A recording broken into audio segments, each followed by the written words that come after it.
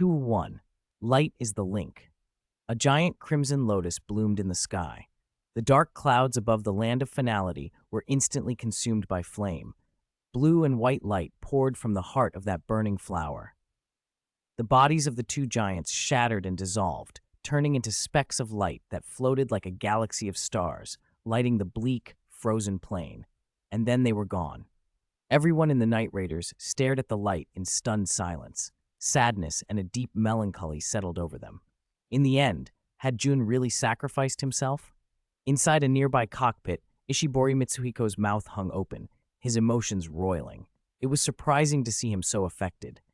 His feelings about Nexus and his disdain for Mephisto had never seemed as intense as Komon's. Yet watching Jun fighting to the death tugged at him almost as much. Perhaps even a longtime bystander could possess a simple, earnest heart that ached for justice. He stood there, sad and shocked at Jun's apparent sacrifice. A saddened reverence dimmed Captain Wakura's eyes. He watched the vast blue shower of light with a silent salute to the hero who had protected humanity. The most shattered among them were likely Sakuda, who had always harbored special feelings for Jun, and Komon, who Jun had saved many times. Sakuda simply broke down, tears flowing as she stared up at the halo. Komon's face, usually stoic, showed unmistakable grief and reluctance.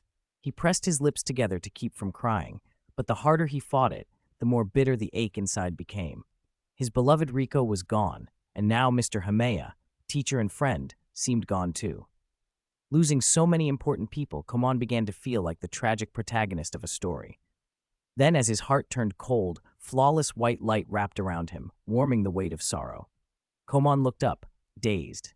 The light filled his vision, stinging his eyes. He raised a hand to shield them. "Komon," a familiar voice called out. Komon trembled and turned. Within the light, a man in black leather stepped forward. "Mr. Himeya?" His lips shook with a mix of joy and disbelief. Mr. Himeya was alive, but Jun did not stay. He only meant to leave a message for Komon. "Komon," he said his name with solemnity. "Light is a bond." Komon repeated it under his breath, trying to understand why Jun would choose that phrase. Jun continued, "Someone will inherit it and make it shine again." He smiled then, a smile that carried encouragement, hope, tenderness, relief, and farewell all at once. It was the smile of a man who had ended his own destiny and found meaning in it, not the weight of sorrow, not the resolve to die, not the agony of self-destruction. Bathed in dazzling light, he looked at Komon with depth, then slowly turned and walked into the distance. Tears slipped down Komon's face. Jun's leaving meant this older brother wouldn't be there to help him on the road ahead. Whether Jun would ever return, whether he was alive or gone, Komon didn't know. But he understood that Jun deserved peace, to be free from endless battles. The light faded and the land of finality revealed itself again, dark and hollow. The hero's chapter, at least for the moment, had come to an end. Even if Jun returned to fight in the future, everyone would be reluctant to see him throw himself into combat again. He had bled and been wounded too much. It was time for rest. "Did Jun really sacrifice himself?" someone asked, watching him walk into the light. "Nexus is connected to the great god Noah," another replied. "Even such an existence might be moved by Jun's courage." "Light is gentle too, isn't it?" others said. Most believed Jun hadn't simply died. They thought he had closed this long chapter of destiny and could return to a normal life. In the new balance of the world, there might be one fewer aptitude holder named Jun, and one more ordinary man named Himeya Jun. Still, debates about the hero continued. "This is the first time I've seen someone smash the boundary between life and death with sheer will. No wonder things keep happening to Earth in every universe. There are powerful people there with protagonist templates. That's why the brothers all come to Earth." In the land of light, the younger Ultra Warriors busied themselves with plans. Some rushed to Hikari to ask for gear and gadgets they could later give to Nexus's aptitude holders. Items to amplify skills, a portable version of Aunt Marie's revival shield as a healing device, ultra metals, monster capsules. Others joked about building Captain Zoffi-like robots to carry life energy and rescue warriors stranded outside the land of light. They'd call out, "XXXX, open your eyes, I am," before trailing off in giggles. Ah Guang had already thought of most of it, except perhaps the robot idea. and if June ever wanted any of it, he could take it from the lab. All of this chatter scrolled across the video's comments, making Jun, who was recovering from his wounds in the Nexus world, feel a little embarrassed.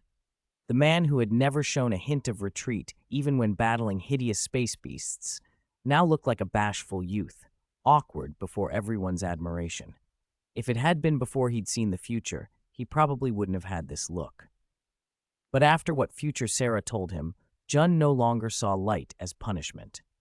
The battles and the destiny ahead might still be harsh, but they would no longer suffocate him. A moment later, the stone wings sliced through the sky, the evol thruster gleaming with light. Jun set off toward the next space beast. At the TPC command center, Daigo mused, Sarah told Jun that this light is given to those who have regrets, to those who have lost something important. I think, he continued thoughtfully, when aptitude holders are no longer troubled by their regrets, that light will leave them. So, Shinjo said, stretching, then those aptitude holders would lose the extraordinary strength and extended life they get while they bear those regrets. That's a bit sad, actually. He sounded wistful, secretly wanting to know what it felt like to be an ultra warrior. Maybe to fly through the sky and not have to worry about falling. No wonder Daigo had been so fearless crashing planes in the past. Thinking about Nexus's final aerial battle set Shinjo's blood running hot. I don't think everyone wants that kind of path, Daigo added, glancing at Lena, who watched absorbed in the screen. He didn't know when his own destiny would end, perhaps after some desperate battle against a formidable enemy. Afterwards, he imagined retiring to tend flowers and plants and living quietly with Lena. If he ever found a time travel skill, he'd go visit the eternal core of a neighboring universe to see Kengo working late. If June lived, maybe he'd become a photographer. Daigo let himself drift into those fantasies. Mr. Himeya, go and enjoy the beauty of the world, Himeko said softly, a simple farewell to the hero. Light is a bond, huh? The phrase stirred a domestic memory for her, old graduation photos of students, one generation after another. That's wonderful. I wonder if I'll live to see that kind of day. Kiana stepped in shyly at that moment. What's wrong? Himeko asked. The white-haired girl withdrew a hand she had been hiding behind her back. Mr. Jun was both a teacher and a friend to Komon, she said. What? Himeko asked. He left Komon after the final battle, but I could tell Komon didn't want him to go. Kiana clutched Himeko's hand as if afraid she would disappear. Ever since she'd seen Ihara Ryu nearly die in battle, Future's tears, Miyabi's parting with Juggler, and Jun's farewell to Komon, Kiana had lived in a quiet fear that Himeko, her teacher and friend, might one day leave her too. Himeko reached up and touched her forehead. The instant their skin met, another gentle voice spoke in her mind, the voice of Mebius. I discovered another dormant power in Kiana before, he said. She seems full of malice. Himeko's face changed. She was about to ask questions when Mebius continued, gently. To avoid harming Kiana, I didn't confront her directly. If you want, I'll contact, Himeko began. No need. I've already asked Hikari to research it. With him, there's nothing to worry about. Mebius's tone implied that Ah Guang was the most reliable scientist in the multiverse, and he added with a humble confidence, with me here, you don't have to worry about Kiana either. No one can hurt her. If it really reaches a critical point, my brothers can come to help. I will strike in my Mebius infinity form. At those words, the tightness in Himeko's chest loosened. She couldn't explain why, but ever since Mebius had appeared, she'd felt a certain calm. She found herself marveling again at Jun's words. Light truly is a bond. It could link countless people from different worlds, connecting them in the fight for hope and beauty. Whether it was the light itself, or the scientist Ah Guang, or the many others who stood against darkness, they were all bound together by that same shining thread. Nexus World. Vice Captain, did Mr. Himeya really leave? Komon still couldn't accept that Himeya Jun was dead. After losing Riko, he had sworn he would never again watch someone he cared about sacrifice themselves. I don't know, he answered slowly, but Nagi and Komon had already noticed something chilling. It seemed that only the two of them in the entire TLT could see this transmission. Nagi herself wasn't the same obsessive woman she used to be. If not for that obsession, she would always have been the strong-willed, gentle older sister everyone remembered. I hope he survived, she whispered. If June had actually died in that battle, Nagi would never forgive herself. Thankfully, that was still only a possibility. For now, there were chances to fix things. Words appeared across the sky again. Whether Himea Jun lived or died, none of the witnesses to that battle could say. But his adversary, Gorogi Maya, did not die there. Instead, he lost his memory, wandered for a time, and was later captured by the TLT. Koman and Nagi's eyes widened at the same instant. Gorogi didn't die. The memory of Riko's slaughter and Jun's sacrifice rose like a hot coal inside Koman. Pain, guilt, and a towering rage. He bit back the urge to tear something apart. He'd come far since being a rookie. He had learned to control suspicion and hatred, had been guided by Jun, had comforted Raymon. He could not let himself be consumed. Could he have had a backup plan? Nagi murmured, but she, too, couldn't forget the man who had wrecked so many lives. The broadcast cut to a detention cell in the TLT base deep underwater. A man screamed from inside. "Let me go. Stop doing this to me. It won't help. I can't remember anything." Two soldiers shoved him onto a bed. The viewers who recognized him went silent.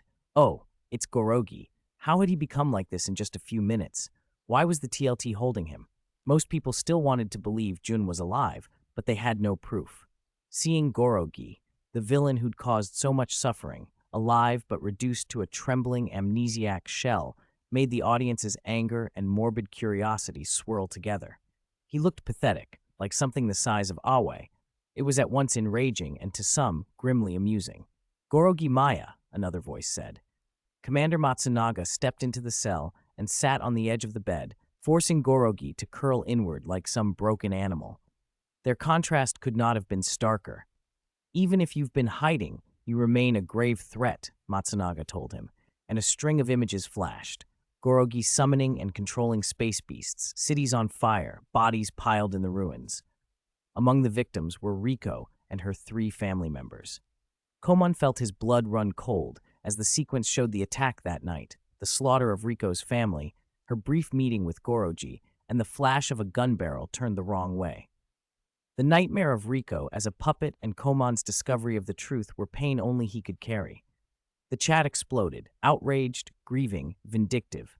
No wonder he was always trying to break couples up. He destroyed families. This man killed so many. Gorogi gained demonic power and dared challenge the Ultra Warrior.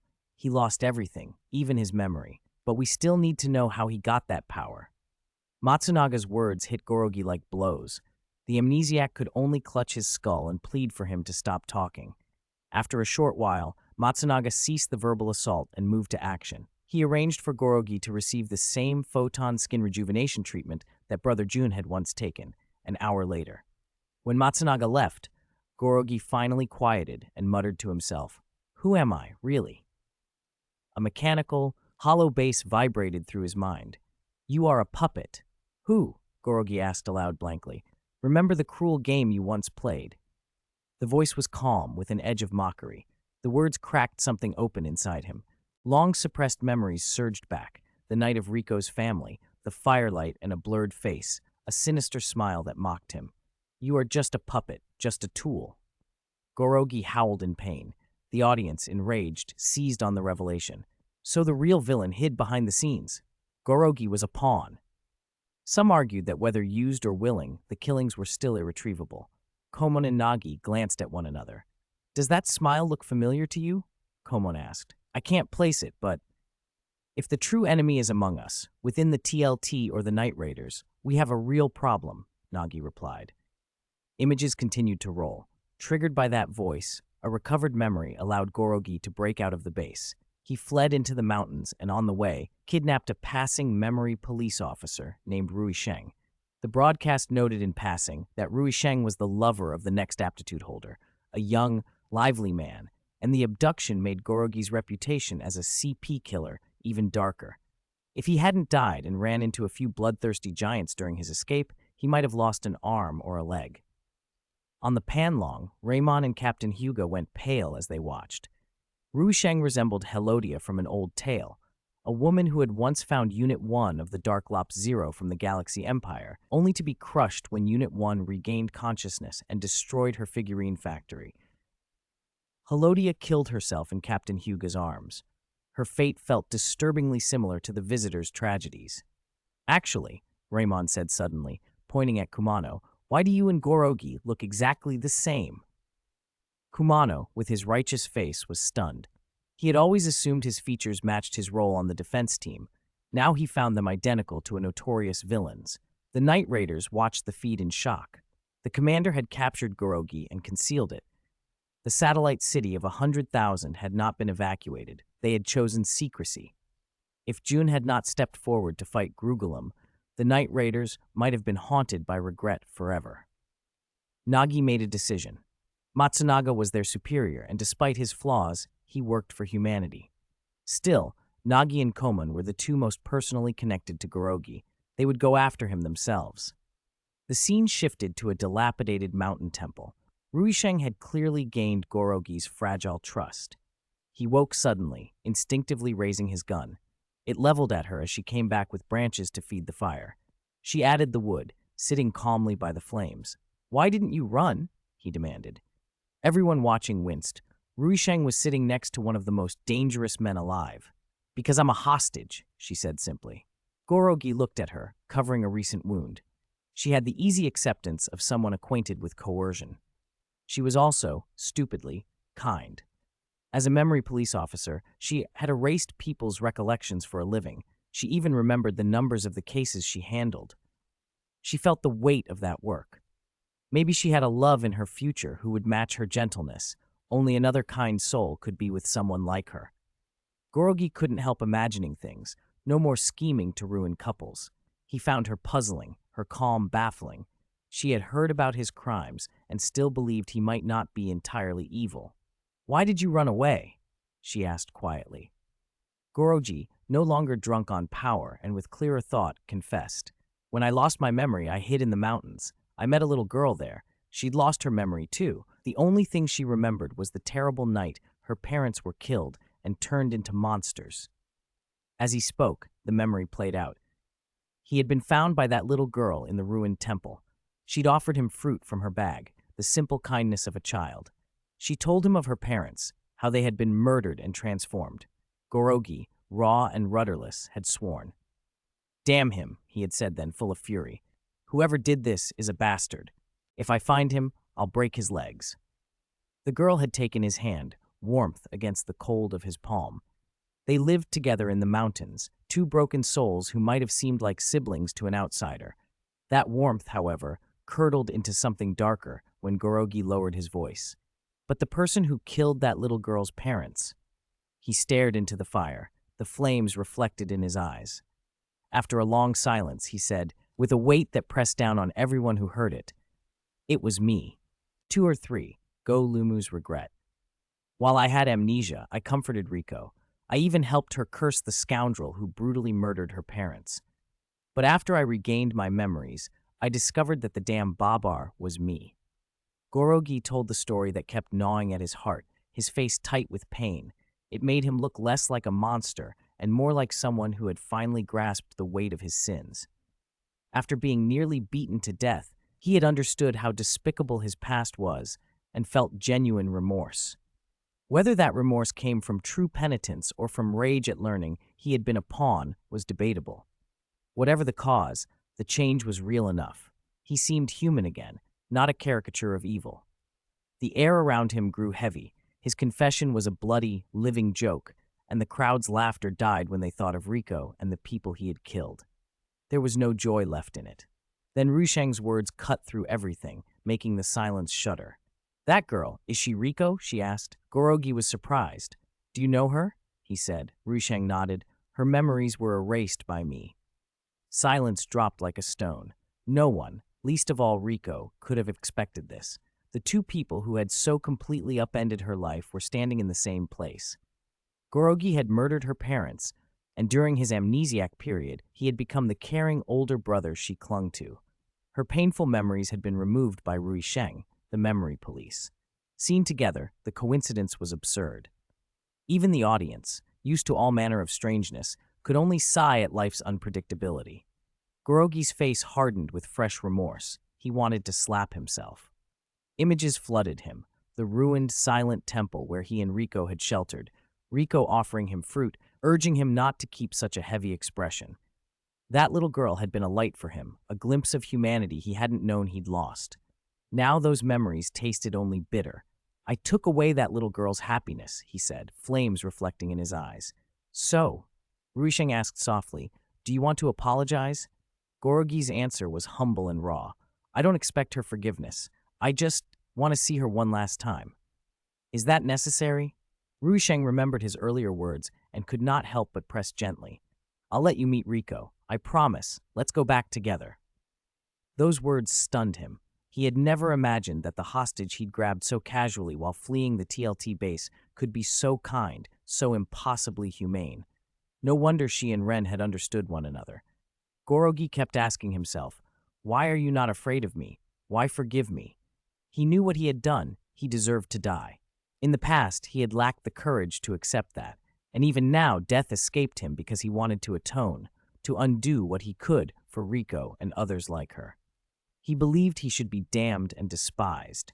So he could not understand how Ruisheng, a memory police who knew the truth, could speak to him calmly, hope he would not give up on himself, and push him toward making genuine amends. That small trust warmed him, not the blazing radiance of an ultra-warrior, but a human light he hadn't felt in a long time, the same warmth Rico had once given him. Not long ago, I might not have believed it either, Ruisheng admitted, eyes steady but hopeful. But now, I think you're telling the truth. Her trust brought tears to Gorogi's eyes. Sorrow and guilt carved deeper lines into his face. The onlookers muttered among themselves. Was he changed after Jun's punch? One whispered. Maybe this was his original self. He used to be a Night Raider? Another guessed. Opinions flew. Perhaps the Dark Mephisto's power, or whoever truly pulled its strings, amplified the darkness in people. Still, many insisted the path to darkness was a choice as much as it was a corruption. Repentance could not erase responsibility. Nagi's voice broke into the tense quiet. In the future, it should be the two of us who capture him. Her tone was tangled with concern, not for herself, but for Koman. Nagi was an ordinary person at heart. Koman only shook his head. Vice Captain, don't worry. I won't act rashly. Koman wanted nothing more than to smash Gorogi to pieces, but he knew orders mattered. TLT needed Gorogi alive. He also probably didn't notice how much he had changed himself. From naive boy to someone who could stand on his own, escape the grip of hatred and shame and confusion. Gorogi and Ruisheng set out to find Rico. Because Gorogi had a gunshot wound, Ruisheng supported him as they walked. They ran into Koman and Nagi on the path. Seeing Nagi raise her gun, Gorogi's instinct flared. He was still technically a kidnapper, and he feigned taking Ruisheng hostage. Nagi, stand down, he said. Koman moved from the side, cold and precise, training his weapon on Gorogi. The sight of Koman's gun made Gorogi's chest ache anew. Koman, Rico, even their dead family members, all victims. Looking down the barrel, Gorogi thought that dying by Koman's hand might be fitting penance, a release for some of the anger and shame he carried. But to do that, he would betray Ruisheng, who trusted him. He could not let her be implicated. I'm sorry, he whispered to Ruisheng, pushing her forward and taking aim at Koman. Bang! Koman, already transformed into an elite fighter, reacted instantly. He shot the handgun from Gorogi's grip, deft and controlled. Why? Gorogi asked again, the same question he had asked himself so many times. His finger never reached the trigger. He had hoped Koman would end him, but instead, Koman disarmed him. Footsteps crunched as Koman closed in, rage burning behind his eyes. He wanted Gorogi dead. This enemy had harmed so many people he cared about. I hate you, Koman said, voice thick with indignation. But even if I kill you, his voice broke, tears catching in it. Rico won't come back. Jun's words lingered in Koman's mind. Hatred solves nothing. He had remembered that. Nagi moved to take Gorogi into custody, but Ruisheng stepped forward to block her. Gorogi, bewildered and already unresisting, rose slowly. He was ready to surrender. Enough, he said, and walked toward Nagi as if to give himself up. Bang! A single shot cut the air. Now, a laser lightninged into his chest. Gorogi's eyes widened, heat leaving his body in an instant. White smoke ghosted from the wound. He crumpled without the chance to cry out. Under countless stunned gazes, the once invincible Gorogi fell. Not far behind the shooter stood another figure. Ruisheng recognized him. It was her colleague, Misawa, a man who oddly resembled Zhang Yida. He sneered down at the fallen Gorogi. "You're useless now," Misawa said. "From now on, I'll take your place and paint this world with darkness." He lifted the dark evolver. The crowd went silent, then erupted. Everyone's eyes widened. Was this their mastermind? But as the dark light he summoned stabbed into the sky, something enormous emerged in its wake. A vast, shadowed figure coalesced in the purple evil glow. "Wait, wasn't that weapon destroyed by Jun?" someone cried. "How is it appearing now?" Questions and shock rippled through the onlookers until one name rose above the noise, whispered, and then shouted as everyone realized what stood before them. "Dark Mephisto!" 204. Rub the smooth wood with bare hands. So not only is light a bond, darkness can be a bond too? Does Mephisto have an aptitude holder? Someone gasped. Case closed. What Bako Seijin said before Saga blew him up was right, another voice shouted. Darkness is a bond. Villains inherit it and unleash darkness again. Everyone froze as Mephisto reappeared. His combat power was obvious to all. He was no match for three ordinary humans. Nagi, as always doting on Koman, ordered him to take Ruisheng and run. She would stay behind and cover their retreat. But the Night Raiders' small pistols weren't CO or SSSP-grade weaponry. They barely scratched Mayer, Mephisto's second generation. Under Nagi's horrified stare, Mayer slowly raised his hand, aiming a casual shot to finish her. A youthful figure leapt from the copse. Young, delicate-featured, wearing a loose green and white hoodie, Ren Senju. He gripped something tightly in his hand, an Evol Thruster. With a resolute face, he swung it like a sword. Buzz, a crimson sphere of light tore across the field like a meteor. The impact shoved the slow-reacting Mayer 100 meters back. He went sprawling. Inside the streaking light, the silver giant reappeared in the world. "Nexus?" people shouted. "Is this the next aptitude holder after Brother Jun left?" To gain this power so young, Ren looked far younger than Koman. Considering Brother Jun's fate, there was a shadow in him. He must carry his own sorrow. But his power after transforming seemed even greater than Brother Jun's. He even managed the invincibility frames during transformation with practiced skill. Nexus World. Ren lay on the park lawn, staring dazedly at the sky screen. He had realized long ago that the people around him couldn't see this, the Nexus. Only he could. Maybe there were others he didn't know yet. "Did I become an Ultra Warrior?" he murmured. From Brother Jun's battles, he'd seen the weight the light of Nexus carried. It drained life in long, high-pressure fights. A butterfly alit on Ren's nose. He watched it gently beat its wings as if looking at himself. Time's wasted and consumed. Life becomes fleeting foam, he thought, a line from a poem he'd heard in an eastern country. Time would turn to foam, so he treasured what little he had left. "I wasn't going to live long anyway. Neither will the future me." He brushed the butterfly away and smiled wryly. The future me will probably fight thinking he's already dead. The young son of Prometheus was as lost as any boy trying to find the meaning of his life. "But Miss Ruisheng is really pretty," he muttered. He flushed and tried to push the thought away. On the battlefield, the ambushed May Air let out a low growl. His eyes were now crimson, not the deep black of the first generation. He seemed madder than Gorogi when he transformed, as if Misawa's death had been swallowed and Mephisto himself now stood there. With dramatic BGM backing him, Nexus, the second generation, forced Mayer into retreat. But the advantage didn't last. Mayer produced hook claws. Ren faltered for a moment, the audio in his head cutting off. Once they re-engaged, he slipped into disadvantageous fighting, constantly dodging. How had Mayer been weaker against Brother Jun and Ren before, but so powerful with these hook claws? The audience realized the situation was more complicated than it looked. Nexus shifted from his juvenile form to a youth form. Unlike Brother Jun's, Ren's youth form was blue, signaling a different personality follow-through between the generations. Two giants, light and dark, tore through the sky in a furious aerial duel.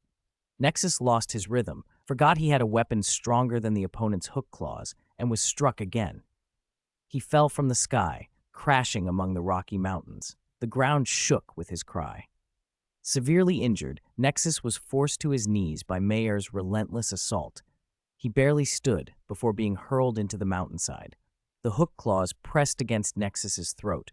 Mayer's crimson eyes bored into him as he taunted. Humph, no matter which path you take, your life is already a candle in the wind. Your light, I will absorb. He struck Nexus's chest core. A torrent of extracted light flowed from the core, up the clawed arm, and into Mayer's body, turning into dark power. Ren's life is burning out? Is he like Brother Jun, but not as far gone? Whispered viewers. Maybe Ren has some hidden illness.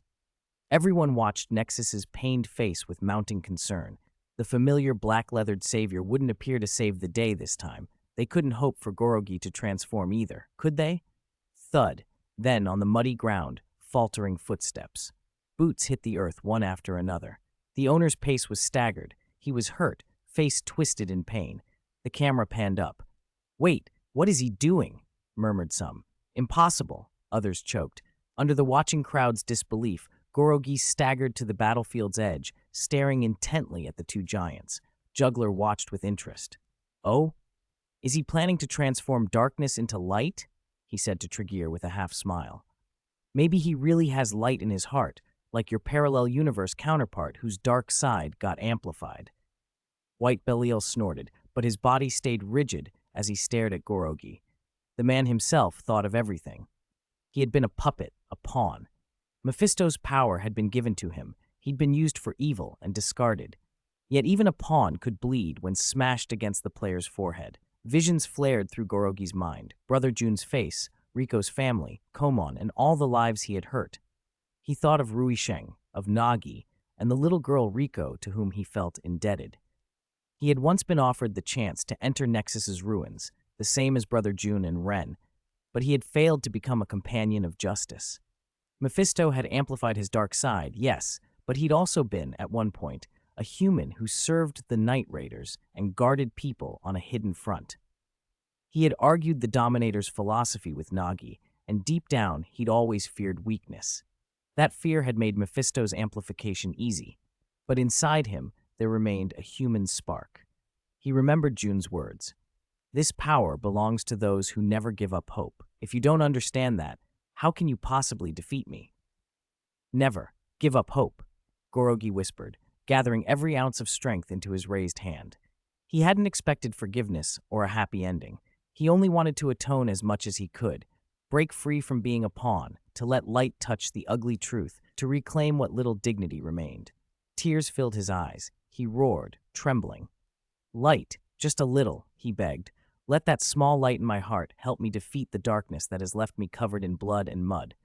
Buzz, golden light bloomed from his palm. Holy, conjuring light with bare hands? Someone cried. A tribute. Everything's a tribute. Jack, did you see that? Everyone can become light. Stunned viewers watched the golden radiance pulse. Gorogi squeezed his hand shut around it, and a stream of light flowed from the void into his body. He swung his clenched fist as if to vent all the bitterness inside. Ha! He cried. Azure and gold illuminated the sky. Within that light took shape the figure of a dark giant, Mephisto First Generation. His body still bore the dark outline, but inside it blazed true light. Ha! With a lightning-quick kick, that dark giant struck Mayer's shoulder. Mayer flew, tumbling several times across the ground. He staggered up, crimson eyes bewildered. What? How can he still transform? And that face. Mephisto looked at Mayer as if everything unspoken was obvious. That's my damn face. Though their appearances matched, the temperament was different.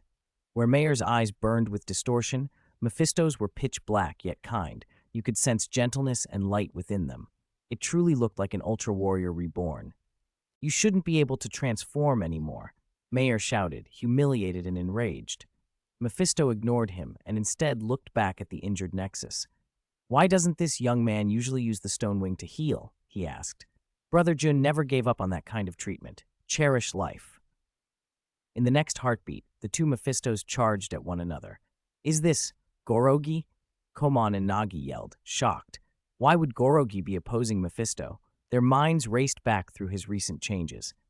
On the battlefield, Ren watched, bewildered, as the two dark giants, one bearing the first Mephisto's shape, the other the second, fought side by side. He didn't know what to do. Should he rejoin the fight? Try to protect Nexus? The answers didn't come. He just stood there, lost and uncertain as the giants clashed. 205, the Demon's Atonement, breaking free from fate. People from the Noah line always seem to carry an inexplicable hatred for imitators, fake robots, counterfeit fighters, copies of themselves. Perhaps they never noticed it until they were forced to deal with it over and over. Take Zero, for example. Zero's imitations are flawless, whether machine or living being. Even Belial, Zero's venomous admirer, could testify to that. Zero has the most copies of himself and has faced the most pirated enemies. He even once fought a darkened version of himself. Now it was Gorogi's turn. The thought that he had been nothing more than a disposable puppet, a pawn in someone else's scheme from start to finish, flared in his eyes as he faced Meyer, the imperfect imitation wearing his face. Although Meyer looked powerful, his fighting was clumsy and insulting to Gorogi's pride. As Meyer swung those hook claws to kill, Gorogi's combat instincts snapped into place. A crisp spinning kick repelled Meyer, followed by a whirlwind of strikes that Meyer could not block. He staggered, pain ripping from him with each blow. "What the?" someone nearby cried out. I don't like him, but he's actually really strong." After all, his predecessor was a Night Raiders warrior. His close quarters skill surpasses Meyer's by a lot, another voice agreed. Thinking about it that way, June really suffered. What did he go through? Someone else muttered. Gorogi had done terrible things, but his remorse and desire to atone had clawed back at least a sliver of humanity. Standing there, battered and bleeding, he was fighting the dark giants who had used him. The audience, remembering that he had been shot through the heart earlier, could not help but worry for him. The duel between the two Mephistos reached a white-hot pitch. Legs collided in a thunderous clash. Meyer grunted and stumbled back, but Gorogi noticed something. Meyer seemed to hurt even more than he did. He clutched his chest and trembled. For a moment he sank to a knee, barely able to stand. "Oh, right, you're still injured," Gorogi sneered, ready to press his advantage. Ducking beneath a powerful spinning kick, Meyer retaliated with a strike to Gorogi's left shoulder. Pain seared. The wounds Gorogi already struggled to control grew agonizing. Again and again, Meyer clawed at the abdomen, the heart, the shoulder, relentless, savage attacks on old injuries. "You want to be an ultra warrior? Try the Himea Jun special. See how it tastes," Meyer jeered, treating the fight like sport. He taunted and tormented, trying to prove that pawns could defy their masters. Sparks erupted from Gorogi's chest, scintillas in the air that dissolved like the fading of his life. Meyer's patience snapped. He thrust his hook claw toward Gorogi's heart. The sound of metal tearing flesh rang through the air. From the ground, Nagi widened her eyes, a thin film of tears catching the light. She hated Gorogi. She swore she would never forgive him, but she knew him better than anyone. She had seen the changes in him, the slow, painful shift toward something like repentance. So when she watched the hook pierce his chest, her heart lurched. For a moment, silence swallowed everything. The hook's grinding into bone and flesh was the only sound. Gorogi's vision blurred. Reflected in his eyes were scarlet pupils and a mocking cadence that drilled into his skull. "You are a puppet," an unknown voice whispered. "I am not a puppet." Gorogi's instinctive retort tore out of him.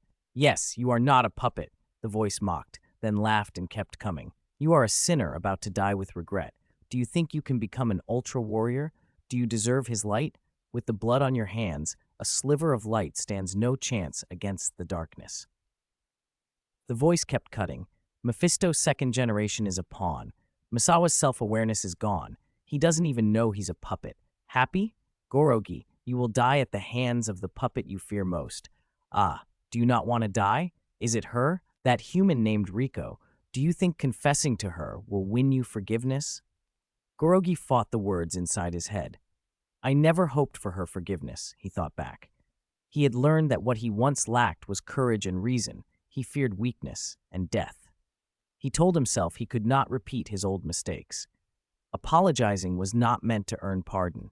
If she hated him more, that hatred would steal him. It would make his resolve to atone with his life absolute. Then, like a bell, a familiar flash of light sounded. Gorogi looked up and saw a green-haired young man standing there, the aptitude holder who had followed Himea Jun. Recognition lit something fierce inside Gorogi. He found a way to atone. Laughing wildly, Gorogi grabbed Meyer's arm and twisted, wrenching his opponent under control. "Now!" he shouted toward the young aptitude holder. Don't hesitate. Attack! The young man, Reiko, flinched. He had watched the whole fight. He had seen, with terrible clarity, Gorogi summon light with his bare hands to block May-Air, to fight to the death. He could feel the guilt and determination emanating from Gorogi, and he felt the light within him. Reiko was gentle at heart. How could he bring himself to strike someone who had been seeking redemption? Let go of me! Let go! May-Air screamed, still struggling. But Gorogi held on. The hook claw ripped in again. Golden blood gushed from the wound. Light, not darkness, reflected in the eyes of countless viewers. Inside Gorogi, the darkness had been chased away. Warm, brilliant light poured forth from the wound and spread through his whole body. His form began to glow from within. In his remorse, he had longed for light, and now light answered him on the battlefield. Reiko looked away. His reluctance both moved and frustrated Gorogi. It was frustration aimed at Reiko and at himself. Why pity a sinner like me? He wanted to shout. Fire at me! What are you waiting for? This is your power now. This is your mission, Gorogi told him hoarsely. The warrior of light's mission. There was bitterness and relief in his voice. A mission. Perhaps he had once stood on the threshold of that role. It was too late to reclaim everything, but he could still atone. That would have to be enough. Even if it meant giving his life, what else did he have left? On the sidelines, Juggler and Kurenai Guy watched as if they had seen a memory replaying, the reconciliation between two warriors long ago. Has he finally awakened? One murmured. Light rising from a dark giant, not through the eternal core like Trigga, nor by the bar of power like light from his own will. If he hadn't strayed, another voice said, had he been firm back then, he might have been an aptitude holder for Nexus himself. The shock that swept the crowd matched the moment when June had risen again before, transcending life and death. But Gorogi had no time for spectators. Both he and May-Air were gravely wounded. If they missed this moment, May-Air would become unstoppable. Gorogi condensed a golden bow and arrow in his right palm, wings of a phoenix, brilliant and blazing. Nexus, Reiko, raised his hand to pluck the string. As he did, countless motes of light coalesced into a dazzling, multicolored arrow, arrow ray, storm. The arrow guaranteed a direct hit and instant death for its target. With a roar of will, Reiko released it. The crescent-shaped arrow surged forward and split May-Air's body in two. He didn't have the strength to resist. He exploded into fragments with a strangled cry. Mephisto, Gorogi, fell back. A tired, soft laugh escaped him as his body dissolved into specks of light, drifting between heaven and earth. In his final moments, he had known what it felt like to fight as light. Gorogi looked at Reiko with gratitude and relief. Thank you, Reiko, he breathed. You're welcome, Kumano, Reiko replied quietly. And then he was gone, light returning to light, the demon finally atoning and, in that last flash, breaking free from the fate that had bound him. 206. The bell tolls for you. In the Nexus world, the four people watching the screen fell into a solemn silence. Ren's first thought was simple. This must be how the original timeline played out. He had learned by now that Gorogi had done many terrible things.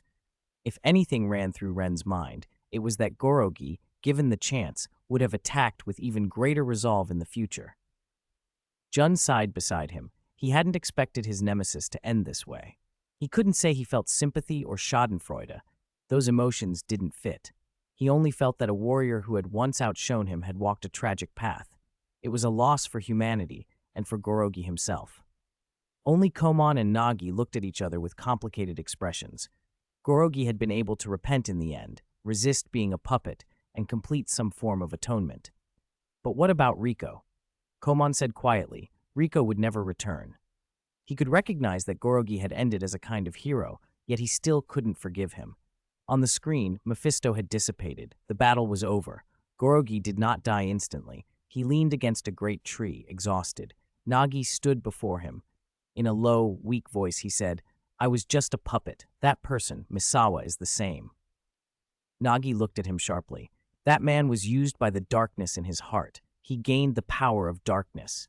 Gorogi thought Misawa had been luckier. Both would die in the end, but Misawa at least hadn't had to endure the hellish pain of realizing he had been a pawn and of waking to that truth after committing so many evils. The power of darkness, an unknown hand? Nagi murmured the enemy's name. Yes. Gorogi nodded, lifting his head a little, his gaze full of warning fixed on Nagi. Be careful, that person is still near you. Near us? The four aptitude holders in the Nexus world exchanged puzzled looks. If what he meant was true, the other party had to be someone they knew, someone familiar. Who could it be? Gorogi's voice broke off as he suddenly clutched his mouth and began to cough up blood. He stared at the blood on his palm, dazed. Nagi came to him at once, holding his shoulder. Ren watched in silence from a short distance away, worry and confusion written across his face. He couldn't untangle everything that was happening, but he felt the sorrow of parting. Why did you let yourself be attacked?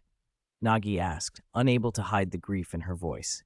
She looked into his eyes. This was the first time in a long while they could speak without barriers. You were once my goal, she said plainly. Your strength always supported me. You made it possible for me to fight the space beasts. Her voice was full of admiration and bewilderment. Nagi had always been strong-willed but tender at the core. The wounds of her childhood, the betrayal by an idol, the steady whisperings of whatever darkness hovered at the edges of her life, all these had built up until she had made choices she later regretted. Her gaze was sincere, and it made Gorogi avert his eyes. Shame and regret softened his features. But, Nagi's voice trembled, you lost to the power of darkness. I hated you for that. Tears shone in her eyes. Gorogi looked up, startled to see them. If I didn't hate you, I couldn't fight the space beasts, she admitted in a choked whisper. Her hands gripped his shoulders as if afraid he would vanish. But that doesn't mean you should repay it with death. She stepped closer, tears streaking down her face. It's too much for you to die like this after finally turning over a new leaf. Nagi wanted him to live. Not for absolution alone, but because she did not want him to escape by dying.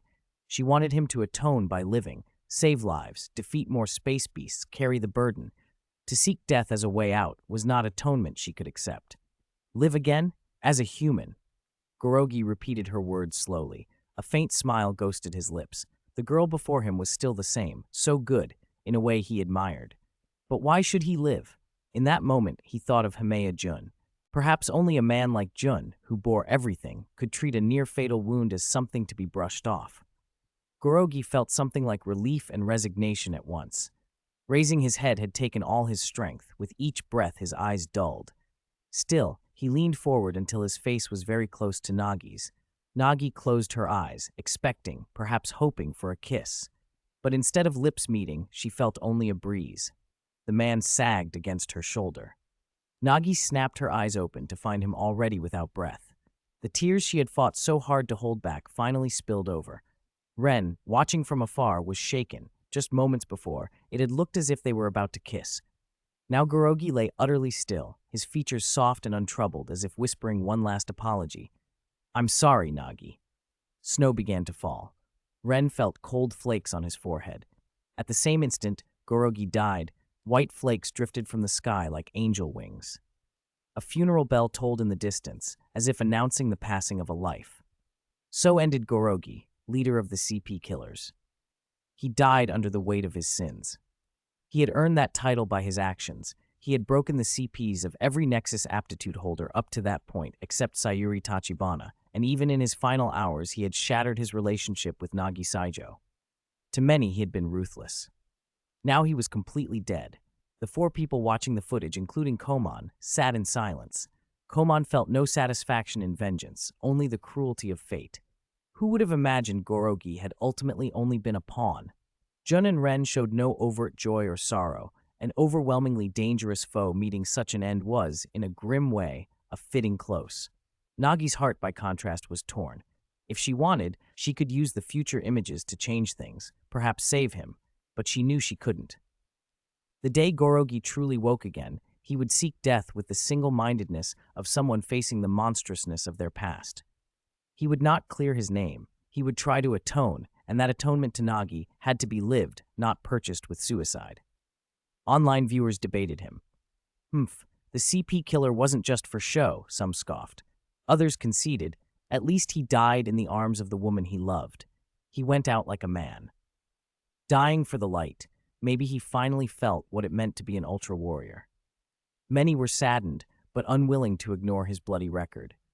Gorogi had not shown a long, visible inner struggle. He had simply descended into darkness until Jun defeated him and he awoke.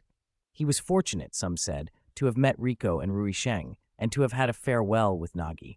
Fortunate to break through the darkness at the end and with the last of his conscience help defeat Mephisto. Misawa, in contrast, had simply turned to ash and was soon forgotten, an ephemeral figure who played a small role and died within a day. But there was one more presence in the Nexus world who could see the sky screen, Gorogi himself. He had hidden that fact from the beginning. Neither Mephisto's will nor the unknown hand had detected it. He could not speak, nor risk thinking aloud, anything that might alert them.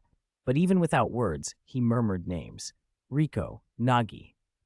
Had he truly regained his conscience? Perhaps even he did not know. He only realized his fury at being used. The faint light Riko had planted in him was not gone. It lay buried in his heart, waiting for someone to come and ignite it. Back on Earth, in the X-World, at the Xio command post, Sayuri Tachibana stood surrounded by shocked team members. "Vice Captain, that's the story of that Ultra Warrior," someone said. Sayuri herself was a genuine aptitude holder now, albeit with a limited-time trial card. But her mind was elsewhere. The moment Koman had appeared on the sky screen, she had felt something uncanny. The young man on the screen looked exactly like her husband when he was young. She remembered the day she received the light of Nexus and rushed to Canada to face Bemular. In her transformed Nexus form, she had exchanged a meaningful glance with her husband and given him a nod of mutual understanding. Now it seemed it had been more than a private trust between the two. Perhaps the light of Nexus had recognized a familiar face in Koman. Those bright, unmistakable eyes brought a warm, almost delighted recognition. Although it wasn't the same person, it was the face of an old comrade, expressions as resolute and vivid as ever. A gaze that leapt across years and time, beneath a setting sun, as if Koman and Nexus had first met long ago. That battle, she thought, had been the most well-resourced engagement the Nexus aptitude holders had ever fought. Daichi and X were nearby to help. They had no accumulated injuries, and no unknown hand had surreptitiously interfered. Sio had been more reliable than the Night Raiders that day. No cheap tricks, no betrayals. "Fate is truly wonderful," Sayuri murmured, echoing a phrase Juggler often used. She felt a strange curiosity stir inside her.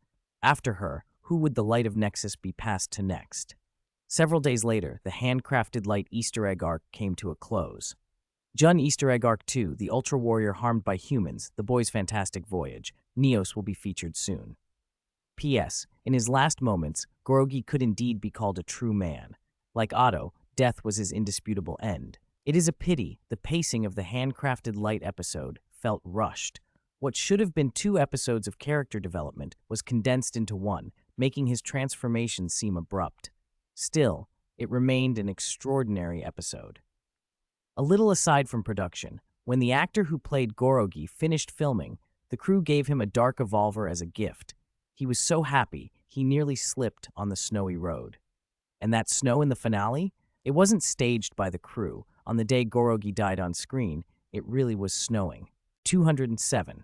The boy's fantastical journey. As new footage rolled, the next Ultra Warrior revealed his true form. The red light faded, and the Giant of Light stood tall.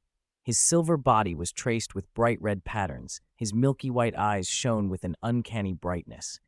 He looked somewhat like Ultraman, the hero who first appeared on Earth and the origin of all legends. But there were clear differences. Neos was more slender, his head had different angles, and a blue crystal gleamed on his forehead. He bore a resemblance to the classic hero, yet he was his own being. "Neos, isn't he?" someone murmured.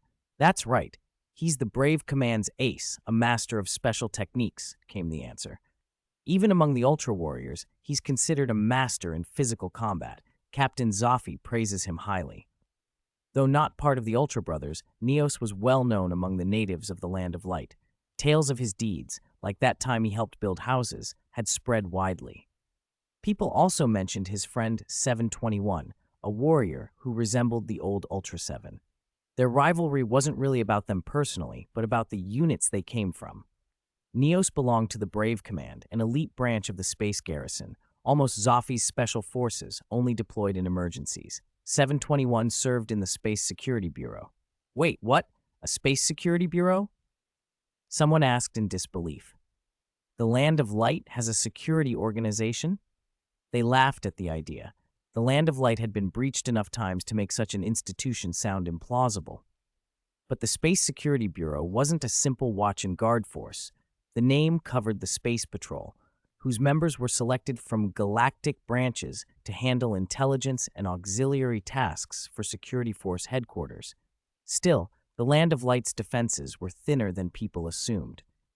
Hikari's lab had been robbed not long ago, and though the Land of Light's population numbered over 18 billion, the space garrison fielded only a few million members. Covering so many worlds stretched them thin. Tregear and White Belial exchanged thoughtful looks. They found the Land of Light's security a curiosity and wondered why someone like Taizi had never tried a direct strike. Blitz the Land of Light, even if it failed. At worst, he'd end up sipping tea in the Great King's prison. Taizi usually had cunning plans. His tactical decisions baffled even them. On another world, Kurenai Guy, still searching for the dark fragments, sighed.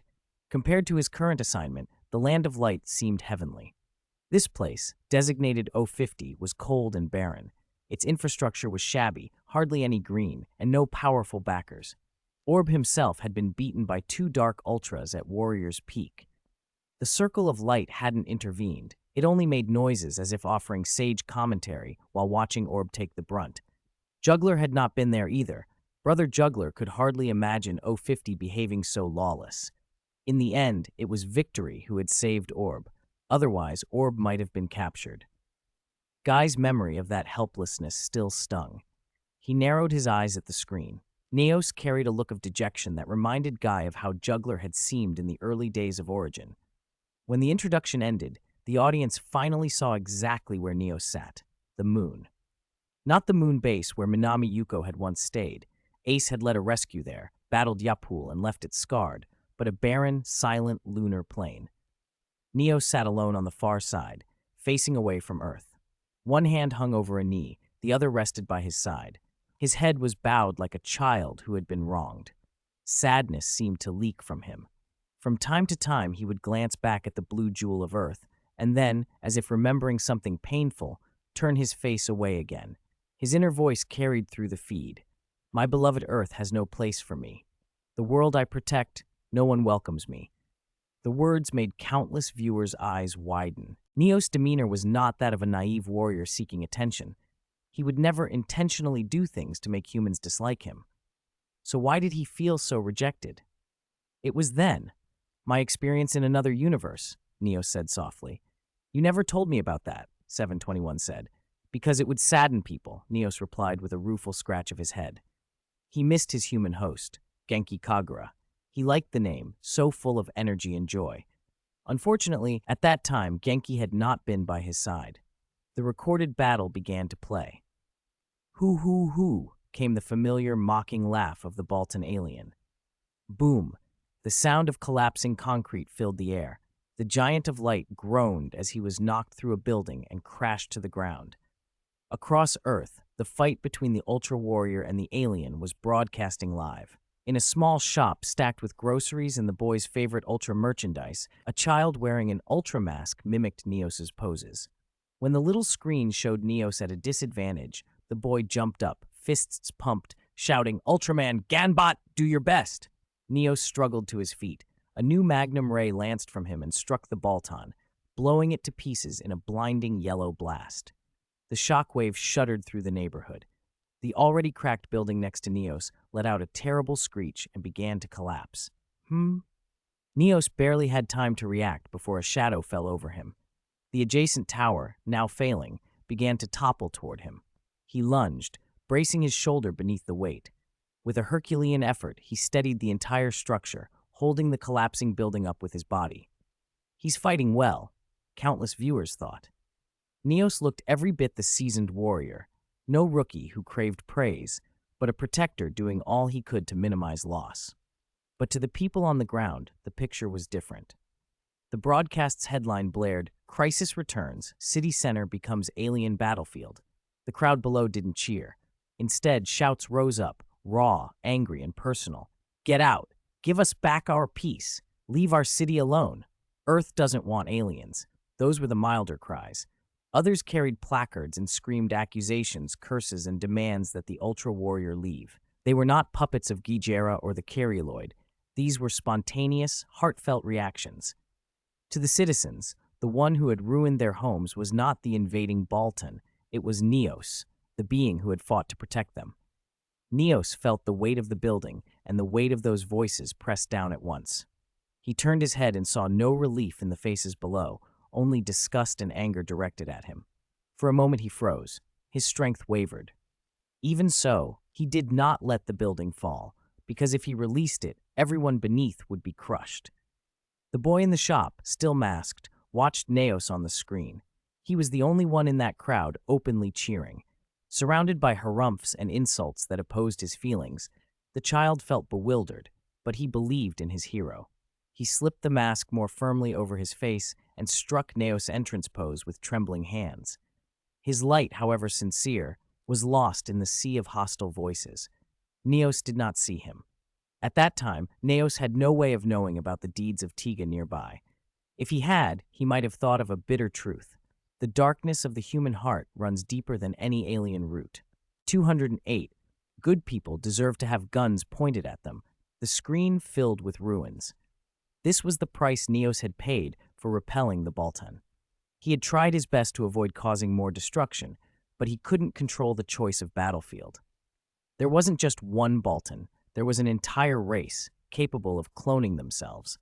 They had deliberately chosen to fight in the city. I don't get it. Do these people think their homes were destroyed because of Neos? One comment read. Look at it this way. Nexus's metafield does minimize losses. But that's his innate skill. Others don't have it. I thought of Ihara Ryu. The name Ryu trended across the scrolling comments. Mibius froze, then answered with an urgency that was unlike him. Ryu wouldn't blame him. Indeed, Ihara Ryu wasn't a fool. He was more angry at his own helplessness than at anyone else. Back then, little Mibius hadn't seen the flaw in his fighting style, but everyone could see Neos' effort. How could someone honest like Ryu criticize him? If he'd been there, he might have rushed into the crowd, shouting at the scoffers to shut up and go home. Even the Ultra Warriors from the Land of Light, who had watched Tiga's Jujera incident and Himea Jun's photon skin rejuvenation package, still held certain expectations for humans, for certain human virtues. The words of Brother Man and the Elder Warriors echoed in their ears. Their enthusiasm wouldn't be snuffed out that easily. And yet, when they watched the footage, they felt bitterness. This was really happening. Humans openly rejected an Ultra Warrior, treating him like any other alien invader. On the video, Neos had to bear it all alone. Those people seemed unaware that this giant of light also cried and laughed, that he had joys and sorrows. Then something almost comical cut across the sorrow. Boom! Another Baltan landed in the city, smashing a stretch of road and surrounding buildings just by touching down. The murderous presence sent a wave of panic through the crowd. The protest signs that had been aimed at Neos were thrown aside and littered the streets. Who cared about slogans now? Escape mattered more than accusations. The people who had been yelling at Neos suddenly lost the courage they'd just displayed. Get out of here, Neos, they cried as they fled, a chaotic surge of bodies. People tripped and were trampled. An old man who had been struggling to walk suddenly moved with astonishing speed, completely different from the shaky figure who had cursed Neos earlier. A medical miracle, or simply terror doing what medicine could not. This world had no organized defense force. Its tech tree was ordinary. The most powerful nuclear weapon on record, the kind the Science Special Search Party, SSSP, had relied on, had already proven useless against Baltans.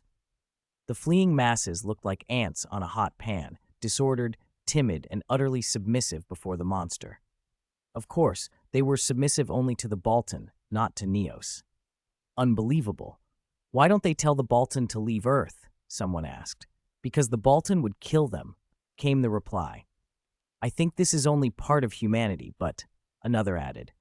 Gamu watched the video and muttered, You can't blame me for being extreme earlier. It wasn't just that I was deceived. There were reasons. Back in our first battle, people cheered for us, Fujimiya said. Yes, your teammates, those citizens, were good people. Daichi and X exchanged looks. Jun, recovering in the stone wing, frowned at the screen. He knew the feeling of being misunderstood. But Neos's situation was in another league. Dracion wouldn't even send troops to judge an Earth like this, Justice said, pitying Neos. Master Gao, standing nearby, added, unlike Musashi's hometown, which overflowed with possibilities, if this Earth stays like this, I don't think humanity will become a scourge of the universe. They'll probably self-destruct before they ever leave the planet. On screen, Neos did not give in to despair. He straightened beside a ruined building and charged at the Baltan again without hesitation. Only a few tens of seconds had passed since his last clash, yet he rushed back into the fight. With a swift motion, he grabbed the Baltan, hoisting the creature over his shoulder. He had clearly underestimated this warrior from the warrior command. One round of grappling was enough to subdue that Baltan. Then Neos froze. The camera panned down to where he was looking, and the viewers realized why. The protesting crowd hadn't fled far. They were still on the battlefield. Neos couldn't risk tossing the enemy away and hitting civilians, so he changed course. On the other side, people who had been shouting at him were now running for their lives. Front, back, left, right, the battlefield was filled with panicked crowds and discarded signs. Neos felt a tightening in his chest. Had so many people really hated him? They almost surrounded him. His heart wavered. Hesitation leads to defeat. The Baltan, thinking Neos was faltering, spat out a burst of fire. The heat struck Neos's face and chest. He groaned and collapsed, his strength gone. He even ended up cushioning the monster's fall. But he beat the Baltan in the end. Then, as if embarrassed or broken, Neos retreated. He fled. He was afraid that those who had just scattered would return when they saw the enemy defeated.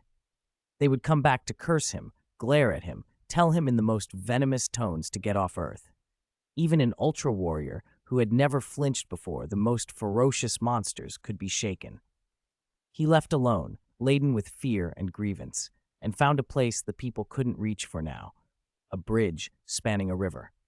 Creek. He sat down by the railing. A few sections were flattened where he'd leaned.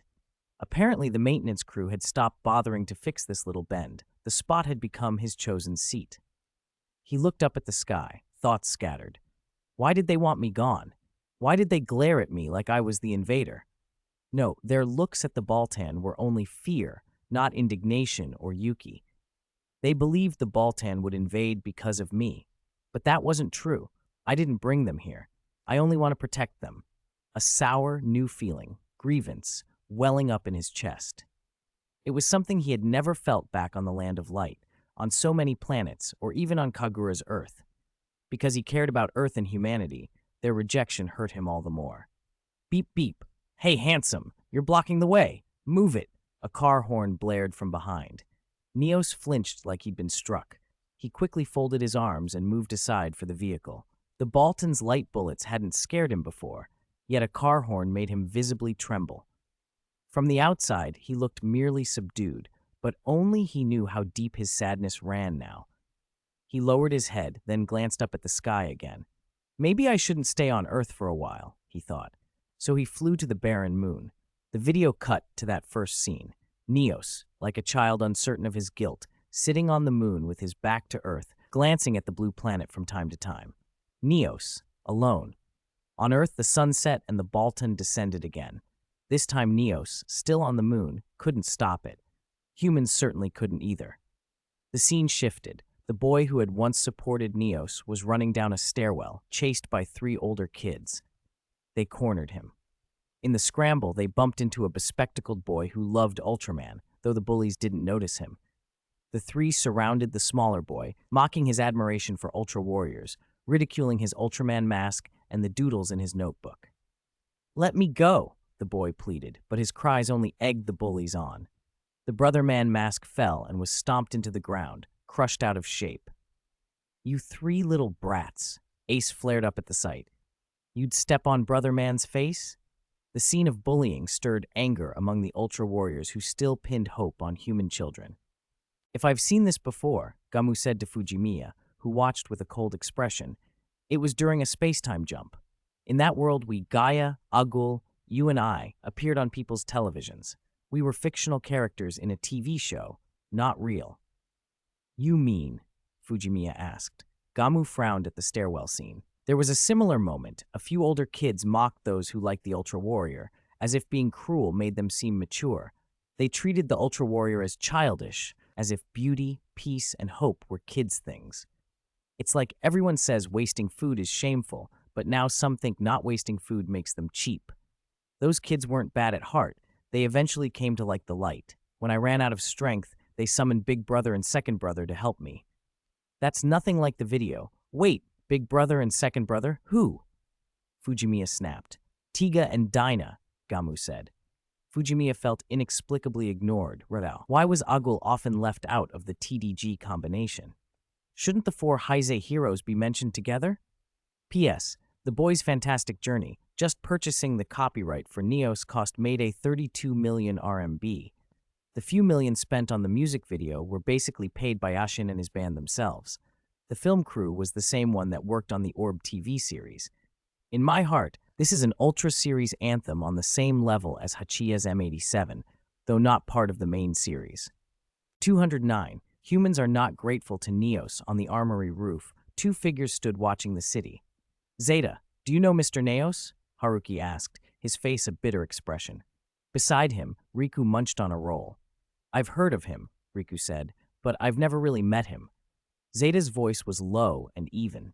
He felt lucky to have run into Haruki and the others from the armory.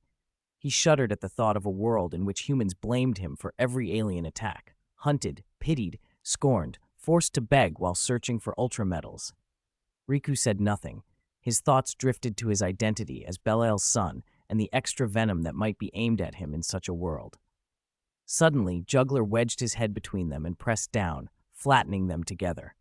Oof! Both young men yelped, clutching their shoulders and hopping away. Feeling sentimental for that Ultraman? Juggler clapped, a sneer spread across his face. To him they were all fools. Kurenai Gai, Junhimea, Neos, even the noble Tiga. All they ever talked about was protection and hope. They would grit their teeth, take the abuse, and go on. It was far easier, Juggler thought, to live like him, selfish, unburdened by those ideals. Just watch, he said. I think this so-called Warrior of Light will show us what being an Ultraman really gets you. Down below, while a boy was being bullied in an alley, a Baltan began tearing through the city again. The alien laughed, delighted. Ho ho ho, New Year's indeed. It thrilled at the chaos. Humans, it gossiped to itself, had driven away the real savior, those little heroes left behind as sacrifices. It almost seemed like fate. Humans who had once worshipped their protectors now turned them into scapegoats. Even so, the Baltan remembered the old stories whispered among its kind, legends of a giant whose chest was like iron, a warrior who had single-handedly annihilated countless Baltan. Even worse, the giant had once encountered a small, kind Baltan who had been harmless and alone. The Baltan shuddered at that memory. Thankfully, it thought, there was no Ultraman around in this universe until the sky split with a sonic boom. A red and white figure tore through the evening air and landed without stirring a speck of dust. Where the Baltan crashed to the ground with dramatic force, the form that faced it simply straightened beneath the afterglow of the setting sun. The Baltan blinked in relief and fear both. Ultraman? It stammered. Neos looked at it with tired eyes. What's wrong? He said, but there was a sneer in his tone. Humans hate you, yet you hurry back to defend them. I've only been wrecking the place for 2 minutes. The Baltan grinned, eyes glinting with malice. Try this. Make this world our testing ground. Stop helping them. In return, I'll teach those who cursed you a lesson. How about that, Neos? That would be very satisfying. Before the Baltan could finish, a fist answered. Neos struck the alien in the head. The Baltan's vision blurred. Ungrateful, Neos muttered.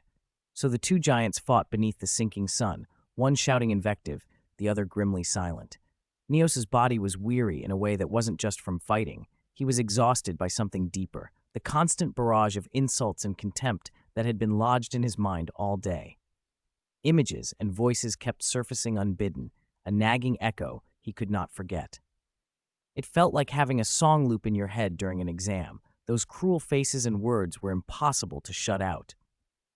Back in the alley, the boy who had been bullied lay on the ground with ripped drawings, ruined schoolbooks, and a scuffed Brotherman mask scattered around him. He had always known he couldn't shoot beams of light like the heroes he admired. He only wished the idea of them could lend him strength. He curled into himself, bewildered by the cruelty. Was it wrong to love the Ultras? Was wanting their courage a crime? Then a small hand appeared. A thin boy with glasses picked up the dirty Brotherman mask, brushed it off, and set it back in the other boy's hands. Even if everyone else hated the heroes, this one little act said, "I still like them too." That warmth gave the bullied boy the courage to stand. He put the mask on again. Night fell. Neos's fight with the Baltan reached a climax. It was his third battle of the day, and he was spent, but he pushed on. The wreckage around them was the product of everything Neos had tried so hard to contain. He did not have the raw power of some seniors who could fling enemies into space and end a fight in a blow, nor the cosmic trickery of a metafield. He had to make his strikes count. He concentrated and raised his right hand. A brilliant blue light condensed into a sharp ultra bracelet, the 8-fold light disc. Neos unleashed the Neos Cutter. The disc sliced from the Baltan's groin to the top of its head with surgical precision. The monster fell apart into a burst of sparks. The disc arced back into the sky and faded without touching a single nearby building. A textbook ultra bracelet demonstration. Cheers erupted in distant broadcasts. In the land of light, Ultramen and veterans like Ace applauded. He had dismembered Baltan without collateral damage. But Neos did not feel triumph. Kneeling on one knee, ragged and breathing hard, he felt only a hollow relief. He had protected Earth again, for now. He would find a place to hide, to heal, far from prying eyes. He had never considered running away before. Only when he was sure the Baltan threat was ended would he leave. Then a blinding light hit his face. He turned and saw a giant screen across the street, level with his eye. News footage played, and his relief curdled into cold dread as the headline filled the screen. "Expel alien races. Ultraman's justice?" Faces of the angry crowds he'd seen earlier filled the frame. People who had called him Destroyer, who accused him of using Earth as a gladiatorial arena. "Get out!" they screamed. "You only bring us pain." Thunder rolled overhead like a verdict. Rain began to fall, each drop a small hammer on his armored skin. Neos watched the footage in stunned silence. He felt something warm slip from the corner of his eye and trail down his cheek. It must be rain, he told himself. He was a warrior of the Warrior Command. Ultramen did not cry. Yet larger drops gathered and rolled down his face, slick and real. He realized with a sick, stunned clarity that these were not rain, but his own tears. They fell and shattered like the glass of the mirrored building beside him. The timer on his chest, the indicator that had pulsed calm blue through a day of fighting, flashed red. He felt as if an enemy stronger than any Baltan had struck him. He staggered and fell to the wet pavement. This time he could not rise. His brilliance, his light, dimmed, and then was swallowed whole. What had brought him low was not a monster claw or an alien ray. It was the contempt of the people he had protected. He lay in the cold night, rain washing over him, no different in shape from a stone statue, beautiful, heavy, and immovable. He had saved them, and they had turned their faces away. 210. Even if only one person believes in me, I will fight for him. There's nothing wrong with being cautious around the unknown, Little Dream said softly, but to constantly blame the warrior who protects living things, that's really... At St. Freya Academy, the white-haired girl's usual cheerfulness had been drained away by news of Neos's death. Watching the scene of her comrades fall, Little Dream couldn't help but think of humans on her own Earth. She talked quietly to herself. The Earth of the Land of Light's main universe has been protected by 9 Ultra Warriors. From Brotherman to me, across generations, even the defense team has changed many times. The bond between humans and us runs deep. There are 3 moments I remember most clearly. One was Idis's students. After 25 years, not one of them had disappointed Brother. The other 2 were similar to each other. What were the other 2? Kiana asked, curious. Little Dream smiled, eyes distant. One was the story of me and my brothers, where I developed a new combat form. The other happened in a parallel universe. There, alongside the counterparts of my brothers, there were also different Daigo, Asuka, and Gamu. Kiana's eyes widened. You mean the three heroes, Tiga, Dinah, Gaia, from a parallel universe? Wait, where's a ghoul? And why does it feel like Tiga is everywhere? Could he be a drifter? His vibe is totally different from Dinah's. Anyway, that's so cool. Right. Little Dream's voice brimmed with feeling. In both of those worlds, when the four Ultra brothers appeared, the cheers and joy of people gave the Ultras the greatest strength, the will to protect them. It was a beautiful, reciprocal bond. Like the meteor technology before, it was humanity's love letter to Ultraman. There was another memory that moved Little Dream. Do you remember what I told you about my brother's regrets? She asked. Yes, and Akiko and the others, right? Wait, in that parallel world, they didn't separate? You guessed it. They were happy there. Brother Jack and sister Akiko even had a daughter. Little Dream smiled. Maybe someday you'll meet your parallel world self. Maybe him and Brania too. Oh, right. Kiana's eyes flashed for a moment, then dimmed as she looked at the video of Naos with quiet sadness. I still want to see him stand up again. Land of Light. All right, boy, you should be off to elementary school. Stop crying and clinging to me. I'm fine, really. Neos ruffled the small Ultra at his waist with a helpless chuckle. It struck him as odd that this kid was still in elementary school. Was he held back? Neos was almost a battle-hardened veteran, and yet Boy was still a child. Wah, Neos, Boy wailed, burying his face against Neos's waist. He probably had no idea whether Ultras had snot, but his crying face reminded Neos of something. Why Ultra Warriors always pin their hopes on humans, and especially on children. A child's dreams create the future of Earth. A child's dreams are the planet's treasures. Now, in the rain-soaked city, the extinguished Neos lay motionless. His eyes were dull, his timer dark, the red patterns on his body fading to a sickly green, the sign of complete energy loss. Up close, his whole form looked gray. With a huge X-shaped road sign looming above him, the scene had the grim look of a tomb humans might have built for him. Shortly after he fell, chaos erupted again in the city. The Baltans are back. Run! Call Ultraman Neos. Where is he? Why isn't he here now? The cries echoed through the night.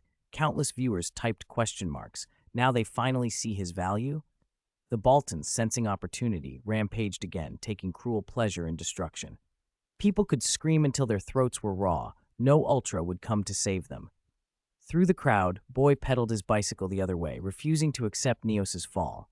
But when he reached the scene, all he saw was Neos's gray form. Ultraman, the boy shouted. No answer. Ultraman, he called again, putting on his mask and flailing his arms. Specium Ray, Ultra Bracelet, Eightfold Light Disc, Neo Magnium Ray, Meteor Kick. One move after another, hoping his hero would sense his feelings. Nothing changed. Neos's dim green patterns never flared red again. His lifeless gray eyes did not respond. How could this be? Please get up, the boy begged. Neos, you can't die like this. You're not a demon. You're the hero who protects us. Slowly, the boy's movements weakened. His voice had gone hoarse. He sank to the ground and clutched his head, salty dampness soaking the bottom of his mask. He was crying. The boy who hadn't cried when bullied now had red, swollen eyes at the sight of his hero dying. Although Ultraman is powerful, Captain Iruma murmured, remembering Daigo's words, if people don't firmly believe in him, he cannot transform into light. It's not just humans, Jack added. We are living beings of flesh and blood, not gods. His voice held the echo of old memories. Hideki Go, the weight of battles. Trigger's gaze drifted across the galaxy. If Trigger were watching, he'd probably say in that lazy way, this is humanity's true face. Taro, linked by telepathy, thought of an old friend but shook his head. I've said it before, many people also have beautiful hearts, like this child's. As Ultra Warriors, we cannot abandon more innocent lives for the sake of a few wicked ones. As the prince's words fell, something unusual appeared on the screen. The boy climbed onto Neos's chest and stared at the darkened timer. Tears streamed down his face. Plop! One tear dropped onto the timer. Miraculously, instead of sliding off, the droplet seemed to merge into the surface. In the quiet recesses of his mind, the exhausted Neos had sealed himself in darkness. He was reluctant, but felt his journey ending here. The humans of this world seemed not to need him. Memories drifted past, chaotic and fleeting. The majestic father of Ultra, the gentle mother of Ultra, the legends of the Land of Light, the Ultra Six brothers, Leo, Astra, Idis, the prodigies of Sumeng. and he remembered an encounter early in his career, a passing smile from the great king visiting the land of light. The king had said, "Your lives should not end easily, no matter when, for there are still people who call your name, Ultra Warriors." The great king's words echoed in Neos's ears. "Still calling my name?" He smiled bitterly. People were calling, but mostly with insults. Then, through the darkness, he heard his name. "Neos, Ultraman, stand up." It was the boy's sobbing voice, clear and close. From above, a tiny crystalline speck of light drifted down and hovered over the dark timer. Neos stared. It looked like a tear. In it, he saw the boy's memories, memories with Ultraman. The boy's tears and his calls released an incredible power. Two intentions, one human, one ultra, converged into that starlight. "Do you still believe in me?" It was an unexpected miracle. Neos reached out, fearing the light would vanish, but it held steady. He cradled the speck and guided it into his timer. In an instant, his body flared with light. What had defeated him was the darkness of humanity. What awoke him now was a human's light of hope. He broke out of the dark mental space. His heartbeat, thump, thump, came back. The crying boy stared at his hero. Those dim pupils began to glow, then to grow brighter and warmer. The boy instinctively moved closer and pressed his body to the still gray timer, pouring every ounce of belief into it. He hoped to transmit his small, fragile light. Neos heard laughter, a bright, familiar sound, and a blue light reflected on the boy's cheek. Another presence, warm and strong, answered. The timer lit up, the eyes regained their luster. Neos was reborn. At that moment, they were both heroes to one another. Neos gently set the boy back on the ground. His heart was no longer cold. A child here believed in light, believed in the hero in his heart. That faith shattered the shackles that had bound Neos. He stood, like Tiga awakened by humanity's light, like Nexus transcending life and death, like countless Ultras who have fallen and risen again to defend life. Neos rose once more. "As long as there is one person who needs me, I will stand and fight for them," his inner voice said. "As long as one person believes in light, Ultraman will carry on." Dawn cut through the night. As Neos rose, the sun climbed the horizon, bathing him in light. He gave the boy a gentle nod. From this moment, the thoughts of others would not defeat him. This time, he would fight for this child who admired him. Neos charged at the descending Baltans without fear. P.S. I actually paired this part with Jun and Gorogi because some elements felt similar. Next, I'll write about one of my favorite brothers. So far, I've only used the neutral title brother for 2 characters, not shown from other characters' perspectives, so it should be easy to guess who it is. After that vow, it'll connect with Ren. Then Koman, after Noza's longest beam clash, I'll write an Easter egg chapter about beam clashes. Probably not exactly like that, but that's the plan for now. Neos fought the Baltan alien fiercely once again. This was the last Baltan he had encountered recently, the leader of the Baltan Legion, Dark Baltan. He was not the perverse clone master that old Max had once faced. He lacked the universe-defying tricks of cloning, instant regeneration, and supergiant transformation. The Baltan old Max met had been an anomaly, yet Dark Baltan's power was still formidable. Even after Neos regrouped and received an idealistic boost, the red light on his chest began to flash again after a round of combat. Bang! He kicked the enemy back, aware he could not afford to linger.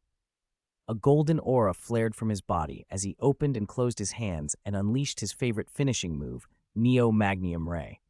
The spark-like high-pressure beam shot out. Dark Baltan sneered and split open his chest to reveal a reflective organ behind it, the barren light membrane. Boom! The moment Neos's beam struck, it lost its forward momentum, absorbed and converted by the membrane. A deep purple, destructive ray rebounded. Buzz, the Neo-Magnium ray was thrown back, almost striking Neos's hands. He would not lose. Neos watched the approaching purple beam in the morning light and told himself that he would not lose. There were still people who believed in him. When he rose again, he had already let go of caring whether many people despised him. What mattered was whether anyone on Earth still liked him. Even if it was only one person, a faint glimmer of hope, he would fight for those who trusted him and protect them. Neos channeled his divine power and let out a low, raw cry. As the one on the right in a beam struggle, he could not be beaten. Whoosh! Boom! Under Dark Baltan's horrified gaze, Neos, who had been suppressed moments before, shouted, and thrust the colliding beams backward. Dark Baltan had no time to react. He was blown apart into fragments. The morning sun flooded the world. Neos stood silently like a deity, though he knew he was not a god. He looked down to the ground. The boy who had awakened him, accompanied by a small, bespectacled child, smiled brightly. Neos felt suddenly that greatness did not have to be grand. Countless people in the world were ordinary like that boy. Ultraman, you can do it!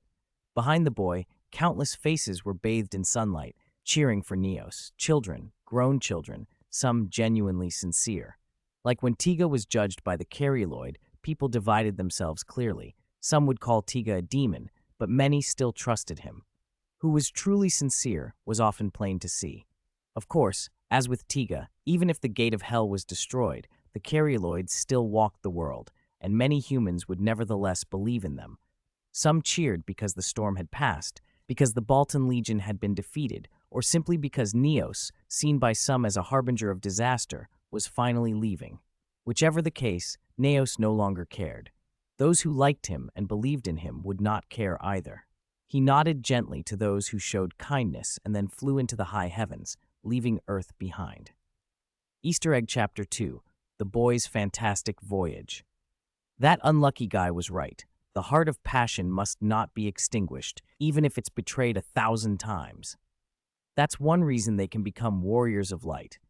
Neos, if you set aside his identity as an ultra warrior, he's like us, sometimes misunderstood, and his efforts go unrewarded. I've noticed a pattern. Do all Ultramen with Neo in their names have to be messed with by humans? Neos's turbulent experiences left many human viewers with mixed feelings. Humans argued about the future and trampled the present. They advanced slowly, in spirals. Still, the Earth's visited by Ultra Warriors. Apart from Jack and Ace, those unlucky ones who ran into difficult people, mostly had ordinary humans. The Earths in the Deity universe and the X universe, by contrast, often had moral standards so high some would call them dreamlands. That boy is a lot like me in many ways, Neos said with a smile. And that bespectacled kid who helped him, doesn't he remind you of you, especially his final action? It does, 721 agreed. The experiences of the two human children echoed Neos's and 721's own time on Earth. By the way, human construction techniques have really changed, Neos said, scratching his head. Back when houses were wooden, I could still make repairs. Now with reinforced concrete, if I don't use repair-type ray skills, I'm helpless. 721 blinked. Why don't you go be sworn brothers with Max? One fixes houses, the other plants trees. On a certain planet, several aliens gathered around a tomb that read, Tomb of Babar. Not long ago, during a Nexus broadcast, Babar had argued with a big shot from a kingdom. A golden giant had appeared through a portal, introduced himself, and then slapped Babar to pieces. So brute force isn't always what defeats an ultra warrior, the Slan alien mused. Yes, the Zetan alien said, you never know when an opponent will suddenly activate an even more powerful idealistic cheat. So we must kill the heart, as those humans did to Neos, crush the ultra warrior psychologically, then kill them easily. A sneering figure appeared, the assassin Knuckle alien. I once had a clansman who almost killed Ultraman Jack, Knuckle began, pride in his voice. He even left him tied in space for countless beings to witness his miserable demise. Oh, another alien exclaimed. Then your clansman must be a big shot among the Knuckle now, the other teased. Knuckle's smile froze. He had been a big shot, albeit the kind that was dead. Next topic will be played soon. Oath. I know. 1. Don't go to school on an empty stomach. 2. Good weather means. The scene of Ihara Ryu and Mirai's first meeting recalled itself to many, how the two became connected by 5 oaths. Mirai remembered that those childish-sounding words had once been spoken to him by an older brother. They were simple, but their passion and meaning could permeate one's life. There were other versions of the 5 great oaths. On another planet, Jack had adopted an alien boy and taught him a slightly different set. 1. Observe etiquette. 2. Respect teachers and elders. 3. Don't be picky. Eat well. 4. Help the weak. 5. Keep courage in the face of difficulty and never give up. Jack stared at those 2 large characters and fell silent. Watching Neos awakened by the boy earlier had stirred memories of Jiro. Like Neos and the boy, Jiro and Hideki Go had been each other's heroes. Mirai had told him that Ryu had learned the 5 great oaths from Captain Serizawa, and Captain Serizawa had learned them from Jiro. But Jack felt a melancholy he could not shake. Thoughts of Jiro brought back the smiling faces and voices of that girl and man, Jiro's older sister, Akiko Sakata, his elder brother, Ken Sakata. He lowered his head and drifted away from the crowd, dejected. The younger Ultra Warriors nearby noticed only that Brother Jack was quieter than usual. They assumed it was simply Jack's nature. When he first returned from Earth, he had often mixed people's names, a symptom of the great psychological shock he had once suffered. Aunt Marie had said his mouth and brain had clashed during that time. Perhaps that was why he spoke so little. The text on the screen changed again. Hideki Go is no more in this world. Have I ever lied to you? We made a promise. The caption blinked across the screen. There is no Hideki Go in this world. As soon as that claim aired, countless viewers from other worlds were bewildered. Hideki Go, surely a human name, perhaps the human host of an Ultraman, was suddenly declared non-existent. Had Go died sacrificing himself against an alien? Speculation ran rampant. Only the Ultra Brothers, especially the first generation and 7, watched with a resigned, remembered sadness. The footage began. In the Spacewave Research Institute, a portrait of Jack hung on the wall. A professorly figure and several subordinates watched the monitor. The caption read, "Assassin Alien, Knuckle Alien." The image on the screen showed a handsome young man, tall and well-proportioned, Hideki Go, inspecting a car with the bright eyes of someone who loved machines. A caption explained, Hideki Go had been a race car driver. After leaving racing for unknown reasons, he worked at Sakata Auto Repair and later joined the ground defense team MAT. The Knuckle Alien sneered at Go's expression. "Look, Ultraman has emotions just like humans," he mocked. "He is human, and yet more than human. A strange sort." The idea of emotion intrigued the Knuckle Alien. He stared at the other side of the monitor, cold and calculating, while the scene cut to the repair shop. "Please," Akiko called, stepping out with a tray of coffee. She set down cups for Go and for her brother Ken. "It's been a long time since I made you coffee." "Because you haven't been around much," Go teased, taking a grateful sip. Akiko smiled with bright eyes and perfect teeth, but there was a little loneliness in her tone. Since Go had joined Matt, their meetings had grown rare. She tilted her head, half pleading, half bantering. "Are you going to forget about us?" The line made viewers squint. Spies and monsters had been watching Kotaro and Saori. Could the Knuckle Alien be setting some scheme into motion? Even so, Go didn't seem stiff or unapproachable. He read Akiko like a book and answered with an easy laugh. "How could I? I've been busy lately. I even work nights." Akiko understood the danger and responsibility attached to his job. She didn't press him. She merely looked at him with trust that tugged at his heart. The 3 friends chatted about Ken's new invention, an automotive voltage stabilizer he'd made, and the conversation was warm and light. Go, a die-hard gearhead, immediately wanted to go for a drive with Ken and then return to the Matt base. Akiko wanted to come along. Ken persuaded her to stay and mind the shop. The smile slipped off her face. She pouted a little. She wanted to spend time with Go, but she let reason win out. "All right," she conceded. Go noticed her disappointment and grinned, leaning toward her. "I'll take you to Zhoushan for New Year's and polish your skis." "Skiing!" Akiko brightened and took his hand like a child, delighted. "Really?" Go's eyes softened. "Have I ever lied to you?" It seemed a small thing, but for Akiko it meant everything. Many promises are empty. Many lovers break their vows. But Go kept even the casual promises, and his simple line, "Have I ever lied to you?" was a rare treasure to her. She hopped with delight. "I'll go skiing with you, just the 2 of us." Ken looked on, indulgent and approving, as so many viewers did. Go was tall, handsome, upright, a nearly flawless sort who naturally inspired affection. The mood was light until Akiko accidentally knocked Go's watch to the floor with a clatter. "Oh no," Akiko's face changed. She watched, guilty, as he picked it up. "It's fine," Go said. "It was already faulty. I'll fix it." "You can fix it?" Akiko asked, surprised. "Of course, I promise. It'll be better than before." Akiko set the watch carefully in his hand and, smiling, made her own promise. "I promise." They had made a pact, casual and intimate. She would go skiing with him, and he would fix and return her watch. The two would not fail each other. Some viewers groaned. Shinjo, watching with his friends, snorted. Ugh, the stench of love. How can everyone find someone but me? But even he sensed something wrong.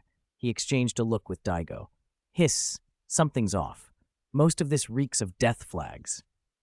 The Knuckle alien was still monitoring them. The sweetness of the scene tightened viewers' chests with the same ominous pressure as a character promising to return home and marry after the war. The Knuckle, hunched over his instruments, smiled a thin, vicious smile. He had been spying on Go and Jack for a long time and knew their strengths. Brute force wouldn't be enough to win. Jack's power was far beyond his expectations. What he needed to do was crush their spirits. For both Go and Jack, what they cherished was simple and human: family, memories, and the people they loved. On the Land of Light, Jack stood alone in a quiet corner, watching the images of his memories with Akiko and Ken. He smiled, bitter, regretful, and beneath that smile was sadness. Tregear watched and didn't smile as he usually did. We, like humans, are born with humanity, he said softly, but we are destined to lose it one day, like a flower of love wilting. White Belial sneered at him for his melancholy. Beautiful flowers will wither, Tregear continued, but that is what makes them tragic, also precious. Back on Earth, the footage showed Jack battling two monsters, as if on cue. First came Sigoras, whipping up a tsunami.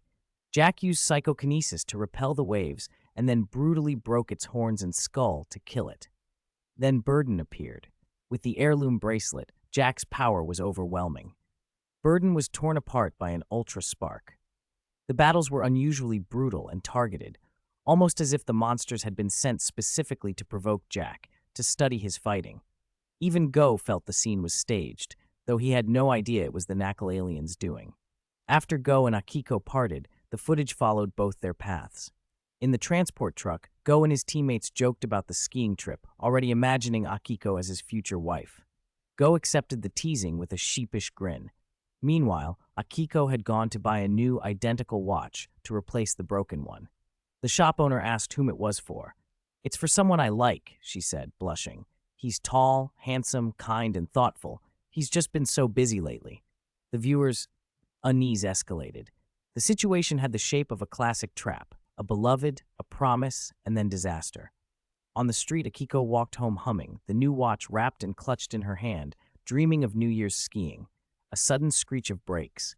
A car screeched to a halt beside her. Men, Knuckle aliens disguised in human form, grabbed Akiko and shoved her into the back seat. Hey, what are you doing? Let me go, she screamed. Help, brother, go, she cried, but she was outmatched.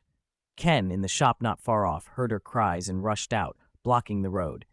Stop, you beasts, what are you doing? The driver slammed the accelerator. The car careered forward and struck Ken. He flew, then collapsed unconscious, falling helplessly to the pavement. Akiko watched in horror as the car pulled away with her. In a blur of movement, she was thrown from the vehicle. A wheel pinned her. The car dragged her along the road. Her body was torn and mangled. The pavement left a long trail of blood behind. She clutched the new watch to her chest, small and stubborn in her hand. Her life hung by a thread. Jack watched the scene on screen in agonized silence. His fists clenched and trembled. Every impulse urged him to run to Earth and tear the Knuckle alien apart, to act, but he remembered the harsh lesson of a previous impulsive act and the tense relations with the Land of Light. He stayed rooted, older before his time. His brothers wanted to go comfort him, but Zafi held them back. Let him be alone for a while, he whispered. The scene shifted to the hospital. Ken Sakata was already dead on arrival. Akiko lay covered in bandages, hooked to machines, her breathing shallow. Even the doctor, used to the worst, could only say, "This is cruel." She was targeted, the doctor concluded. There was motive. Go's heart went cold. Beside him, Jiro, who had lost both his brother and sister that day, sat weeping. Akiko stirred and slightly opened her eyes, trying to look toward Go. She had no strength left. Her eyelids fluttered and closed. Go took her hand and felt it tremble. "Akiko," he choked, "tell me who did this. I'll avenge you." Her whisper had been barely audible. "Alien?" Then she slipped. Her head sagged, slower and slower. Still, a promise had been made. Go called to her, voice breaking. "We're still going skiing for New Year's, didn't we promise?" Akiko's failing mind clung to that promise. In her memories, she saw the snow-covered mountains and the two of them skiing together. She remembered the shopkeeper's question, "Who are you going to give it to?" and her own answer. In fragile fragments, she smiled. "He's tall, handsome, kind, and considerate. He's the person I like the most." A last burst of energy came. With agony and determination, she forced her right hand from beneath the bandages. Her fingers closed around something, the new watch. Through the haze, she raised it toward Go as if to complete the promise.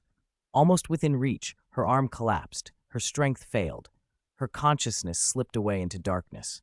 The watch fell from her slack fingers. Go watched, helpless, as the last hope faded. "I'm sorry," seemed to hang in the air, Akiko's apology for failing to keep the promise. For a moment, everything stilled. P.S. I didn't expect Gaia to have a new 25th anniversary suit, the SSV form, a mashup of Gaia SV and Agul SV, designed by the great Hiroshi Maruyama. Unfortunately, like B. Wong's SV, it only appears in stage plays for now, not in the main series. Also, fun fact, this chapter actually ran over 4,000 words. I'll reward myself with a chicken leg tomorrow at noon. Hideki Go stared at the blood-stained watch, as if it could answer the impossible. His fingers clenched Hiko's limp hand, and he kept calling her name until his voice cracked. "Akiko! Akiko, you have to hold on!" The operating room swallowed his desperation. The roar he made was frayed by a sob that echoed off cold tiles. Akiko did not answer. After a while, the tremor left Hideki Go's face. His normally bright eyes had gone dull, clouded by something heavy and terrible. An alien. Akiko had said it herself before she died. An alien had killed her and Ken. Why would they target ordinary people like the Sakata siblings? They posed no threat to an invasion fleet. Then a thought struck him like frost. There was only one person on Earth who could truly threaten those invaders. That person was him. He was Ultraman Jack, and people close to him, people like the Sakatas, would be noticed by the enemy because of their connection to him. Was he the reason Akiko and Ken were dead? Had his existence as Ultraman brought this doom to the siblings who had been living quiet lives and chasing simple dreams? He let go of Akiko's hand and stood. Under the brittle calm, emotions churned like a storm. Hatred flared hot through his veins. He heard Jiro's voice then, raw and small but fierce. "Big brother, sister, I'll avenge you." Jiro's cry cut through Hideki Go. He could barely look at the boy. Ken had told him once, "Hideki Go, you are the pillar in Jiro's heart, his dream. Even if you lose control, you must aim for victory. You must be that kind of person." Akiko's smile flashed in his memory. "Hideki Go, let's go skiing for New Year's, just the two of us." He could not let their faces be smudged by death. "Akiko, I will avenge you," he whispered hoarsely. Then he left. His walkie-talkie buzzed at his hip. Hideki braced himself and answered. "Monster sighted in Area A. All available units proceed to the scene for support." Another monster. Of course, like the previous attacks, it had to be the aliens. He crouched and said to Jiro, forcing steadiness into his voice, "Wait for my good news." Tears still streaked down Jiro's cheeks, but he nodded, trusting his brother. Hideki Go had never lied to him. Outside the hospital, viewers and team members watched Hideki Go hurry away with faces mirroring that same helpless grief. There was an ache in the crowd. An Ultraman fused with a human host shouldered not only enemy threats, but, sometimes, the unintended consequences of being in the world the warrior defended. They were mostly strong people, but that didn't make the burden any lighter. Taiga, usually like a warm flame, stood apart and looked toward Jack, who lingered at a distance. "No wonder he kept a watch on Earth," he murmured. Fuma and Tita's exchanged looks. Taiga's mind drifted back to childhood. He had sometimes seen Jack staring at a small ball of light in his hand. Up close, it had looked like a human watch. After tens of thousands of years, the thing had long since stopped working, but the sight had stuck with him as proof that Hideki Go had once been a man who carried ordinary things in his pockets. Proof that Jack had once saved a human life and shared it. Instead of rushing straight to Area A, Hideki Go climbed to the hospital rooftop. He stood at the edge and looked down dozens of meters at the ground below.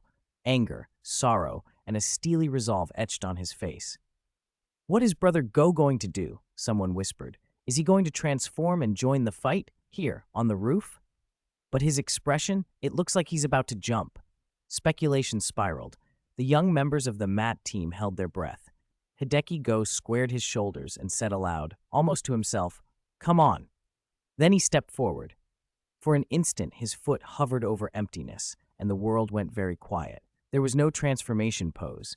He did not reach for any device. This was not a leap to transform. It looked like a suicide jump. "He's only human. He'll die or be crippled from that height," someone cried. But he promised. He said he'd avenge Akiko and Ken. He never lies. Across televisions and monitors, the broadcast split with flashbacks. Hideki Go's past transformations played in montage. Once, long ago, he had died trying to save a boy and a puppy in a disaster. Jack had appeared, touched the edge of a human life with alien power, and said, "Hideki Go, you have died. I give you my life. From today, you are an Ultraman. We will fight together to defend the freedom and happiness of humanity." That was the origin many younger hosts could recognize. Sacrifices and meetings with Ultras repeated again and again in different forms.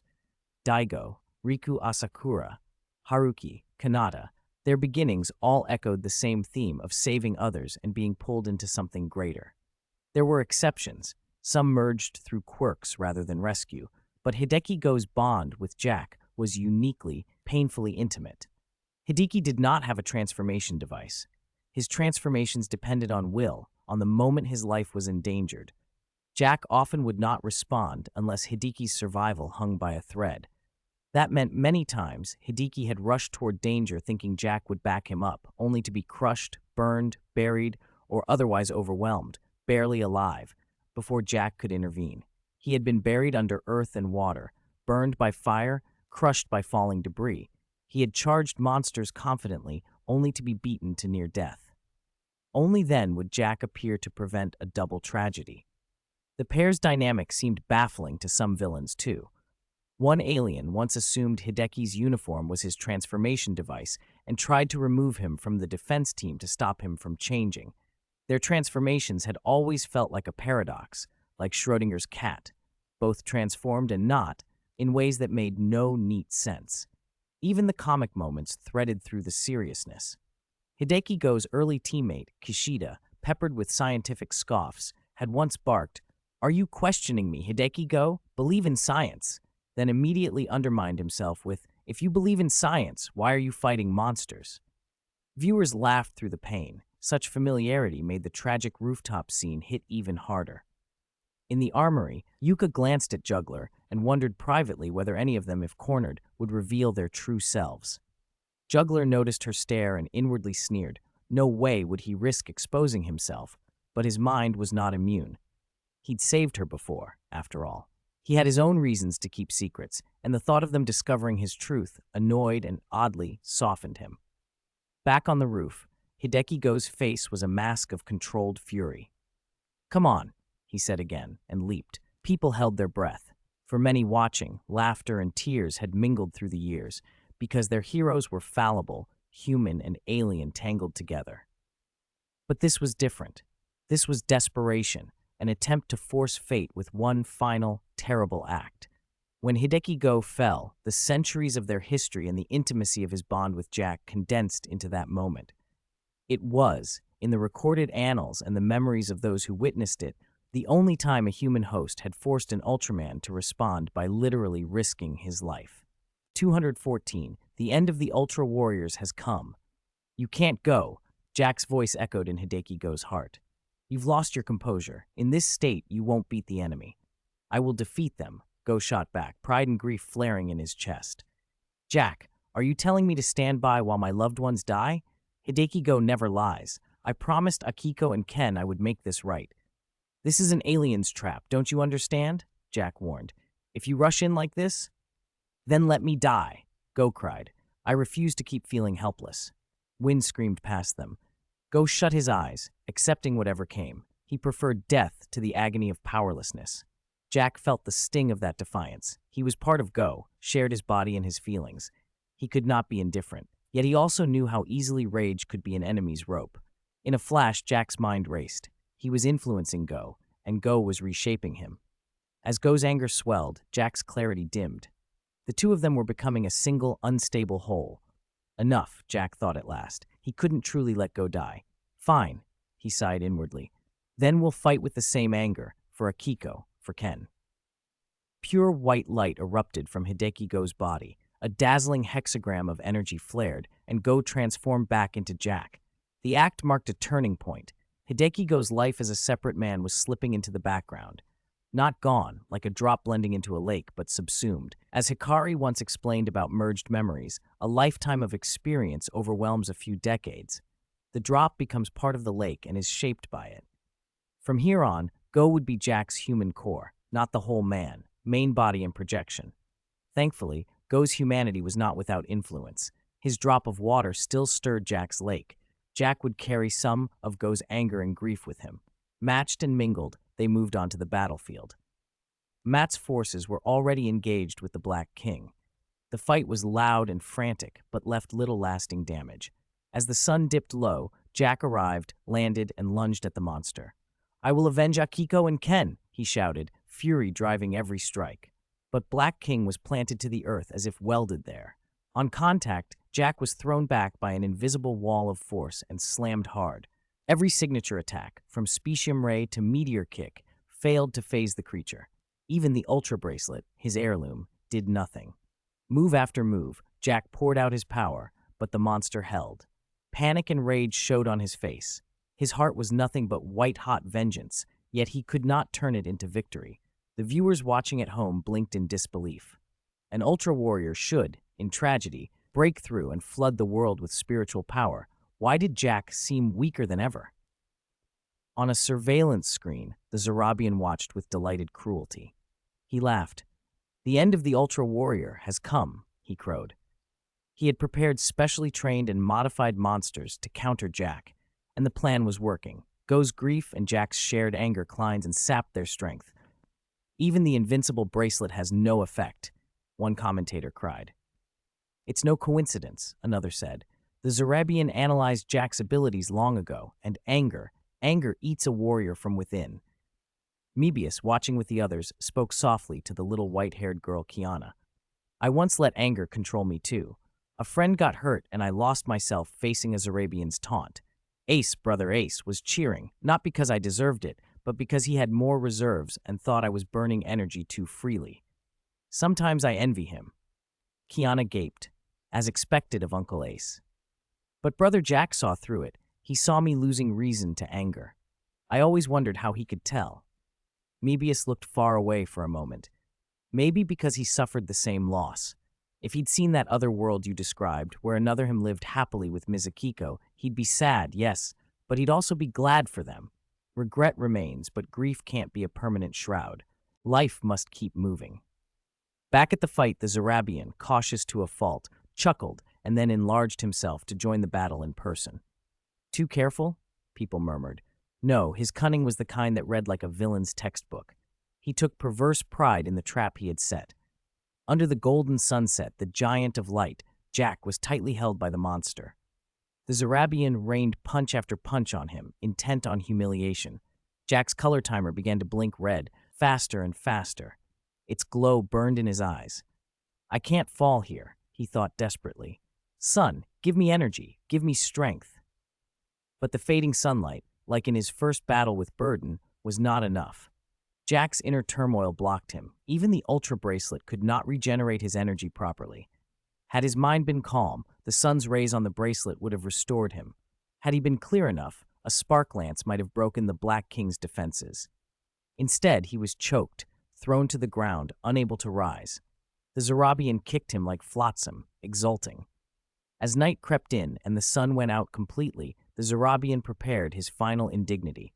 2 fighter jets climbed into the sky, their tails dragging chains and shackles, the aerial pyre he had readied for his prize. He planned to parade Jack through the streets, to display the fallen hero for all humanity to see. "We, the Zarabians, have captured Ultraman," he announced from his ship. "We will execute him." Crowds chased the departing mothership, desperate to save the man who had always defended them. But they could only watch as the ship slid into the stars, carrying with it a fleet of Zarabian vessels ready to invade. The image of Jack bound and taken away burned into everyone's memories. The Earth's guardian humiliated, a human-looking hero made a war trophy. In the streets, people murmured and tried to make sense of what had happened. I suddenly understand what "don't go to school on an empty stomach" means, one said wryly. It means always be prepared, another answered. So all those vows, did Brother Go really learn them the hard way? Someone else added. They had seen ordinary words backed by terrible experience. Hideki Go had paid for his impulsiveness with everything. P.S. Blazar Episode 3. Ascaron's deployment was handled with military precision and attention to detail. Taguchi didn't waste time consulting advisors. Ascaron even shows expressions now, like Sevinger, one with an X-shaped mouth, another with spiral eyes. Blazar seems to be learning and improving too. In Episode 1, he just wailed like a primitive creature. In Episode 2, he learned to make a fishing rod and fish. In Episode 3, he actually shouted, "Hot!" which I suspect he picked up from the Cordians in Episode 2. 215, 7, 7, 7, 7, 7, 7, 7, 7. The Bako Seijin, alien Bako fleet, did not attack Earth directly. Instead, they brought the dying Jack up over planet Bako, and, after putting on a demonstration of power for the whole planet to see, planned to execute the returning Ultraman in front of countless members of their own race. At the time, the Land of Light was in upheaval.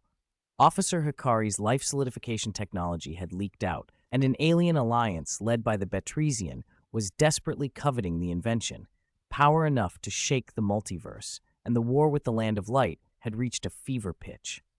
Planet Bako was part of that alliance. The Land of Light had already endured many wars, and countless heroes had fallen. Among the Ultra Six brothers, all but Taro had been orphaned by the fires of war. This world was no longer the one of past scarcity. Now there was abundant, high-end combat power and Agwang's many inventions.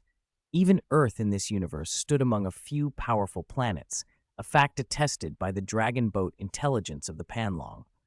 Agwang's lab would still be looted later. Perhaps his genius brought its own curses. Under those circumstances, publicly executing Jack, one of the Ultra Brothers, would do more than remove an elite warrior from the Land of Light. It would devastate morale on both sides. "Oh, that was when Officer Hikari," Tregear murmured. That period came shortly after Hikari received the Star Medal, and it marked one of the most important moments in Tregear's life. He had failed to enter the space garrison by the narrowest margin.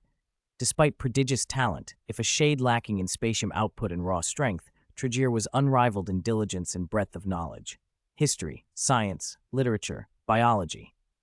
To fall short of the garrison was a crushing blow. Still, by the garrison's impossible standards, he had surpassed 99% of the Land of Light.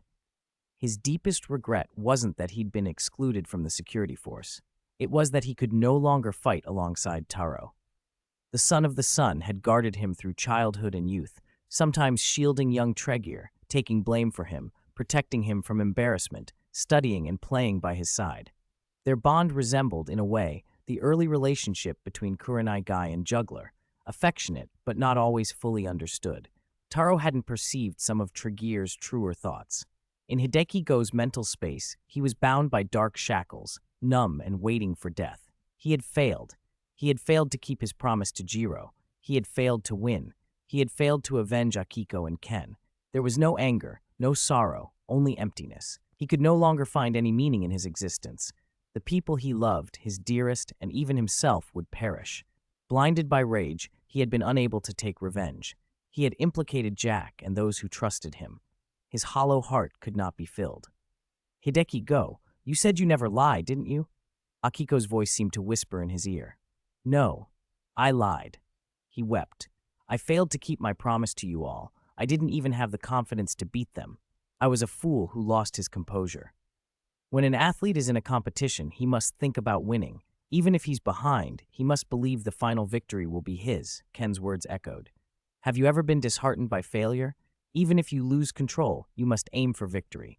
Hideki repeated through tears, "I failed, I lied, I'm sorry." His heart felt completely hollow. The voice of his beloved faded. The shackles grew cold. His end was near.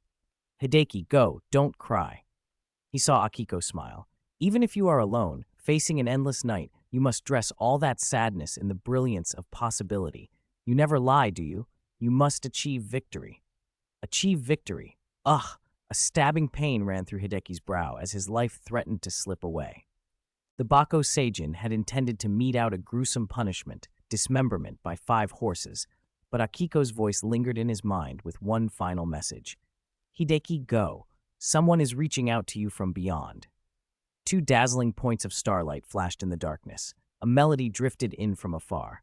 Besides Brother Man's classic Ultraman song, there was another familiar, repetitive chant many had heard before. 7, 7. Before the next line could finish, the crowd, mind and mouth moving together, shouted the rest. 7, 7, 7, 7. Amid the chorus of countless voices, 2 energetic men appeared on planet Bako, hand in hand, smiling at each other. Hayata-san! He's here, the old man who likes to drive a jeep and whack Genotori with a cane. Holy cow, that song! Kurenai Guy felt a surge of emotion. He remembered that battle, when the old man put on his Ultra Eye, when everyone, from X to Imperial Alien to Space Witch, paused and chanted his name. The welcome had been so grand, Kurenai almost wondered if the protagonist of that story hadn't been him, but Old Man 7 himself. That senior had a knack for stealing the spotlight from youth. Still, his appearance brought an overwhelming sense of safety. When Orb watched Old Man 7's ice axe cleave through Diaboguri's laser, he understood at once. This was a sure win. Hayata and Dan's arrival was historic. The Ultra Brothers' first truly cooperative battle, staged before a vast audience. To revive Ultraman, we can only rely on the Ultra Star. Please assist. Hayata's smile was warm, honest. When he was stern, he was still dignified. Understood, we shall become the Ultra Star. Dan's eyes shone with resolve. When he wasn't smiling, seriousness nearly overflowed from him. It was no surprise later that, when he clouded Genotori, it fit his character perfectly. The giant of light rose into the sky and flew toward Jack, who hung suspended and upside down. Ultra Star Operation, initiate. In the cockpit of a Bako Seijin fighter jet, 2 aliens spoke hurriedly. This is Bako City Shin. I'm over planet Bako. All systems normal. Why didn't the boss execute Jack on Earth and then invade directly? Why go all the way back to planet Bako? To kill them mentally, the backseater chuckled. This is planet Bako. For us, it's the safest place in the universe. Here we're invincible. Surely no Ultra can come and save Jack. Impossible. No one understands Ultramen better than the boss. Swoosh. 2 crimson figures, like meteors, dove in and intersected around Jack, slicing across the sky. Boom, the shackles binding Jack snapped. His extinguished eyes brightened, and the flickering timer on his chest settled into a clear, steady blue. Brother? He murmured, stunned. His 2 brothers said nothing. Each aimed at the fleet and fired. Specium Ray! A Miriam Ray! Golden and blue beams struck instantly. A Nalkel Star fighter jet exploded on the spot and fell, alarms screaming as flames and smoke choked the cockpit. The device is malfunctioning. Switch to manual. I'm taking over. Several Bako Seijin were already dead or grievously wounded from the first strike. Only 2 pilots still fought on. But in the next second, they realized it was hopeless. The crashing plane was unsalvageable on any planet. Still useless. Ah, I want to go home. I want to go home. Their desperate cries ended as the fighter slammed into planet Bako, an unlucky crash for whatever was beneath it, but at least they had their wish to return home. The 3 Ultramen converged. Jack waved gratefully to his brothers. Go finish your unfinished missions. Jack, you must win, the other 2 urged, nodding encouragement. Hideki, go. Someone is reaching out to you from beyond. Akiko's words returned, and Hideki's hollow spirit accepted new content. The pure affection of brothers, the bond of Ultramen. The fusion of Hideki Go and Jack deepened. His spiritual pillar had merged indistinguishably with Jack's. He was no longer simply human. Buoyed by his brother's encouraging gazes, Jack surged into space alone. Before him stretched the enormous alien Bako fleet making for Earth. I am Ultraman. Hideki's mind remembered the words from his first encounter with Jack. My mission is to strike down all enemies that threaten human freedom and happiness. I am Ultraman. Now, the phrase held a different weight. He was truly Ultraman Jack. Without hesitation, he raised his arm.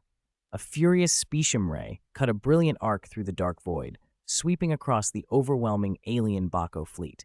That day, the sky itself seemed to explode in fireworks. Jack had utterly annihilated the Knuckle Seijin fleet that had invaded Earth. He avenged Akiko and Ken, even if it meant slaughtering thousands of their kind. But it still wasn't enough. The real murderer was the Knuckle Seijin hiding on Earth. When Jack returned to Matt headquarters, he never expected Captain Ibuki to order his execution for desertion. He didn't know the Matt T-Team had already been compromised by the Knuckle Seijin's radio wave device. Many of its members were effectively traitors. It was sickeningly clever. Fortunately, Yuriko had not been controlled. She rescued Go in the nick of time. One teammate after another fell. Kishida went down with a single furious punch from Yuriko that sent him sprawling into the wall. It was a punch born of personal hatred. After that, Go set out alone in a jeep for revenge, Akiko and Ken's smiling faces haunting him.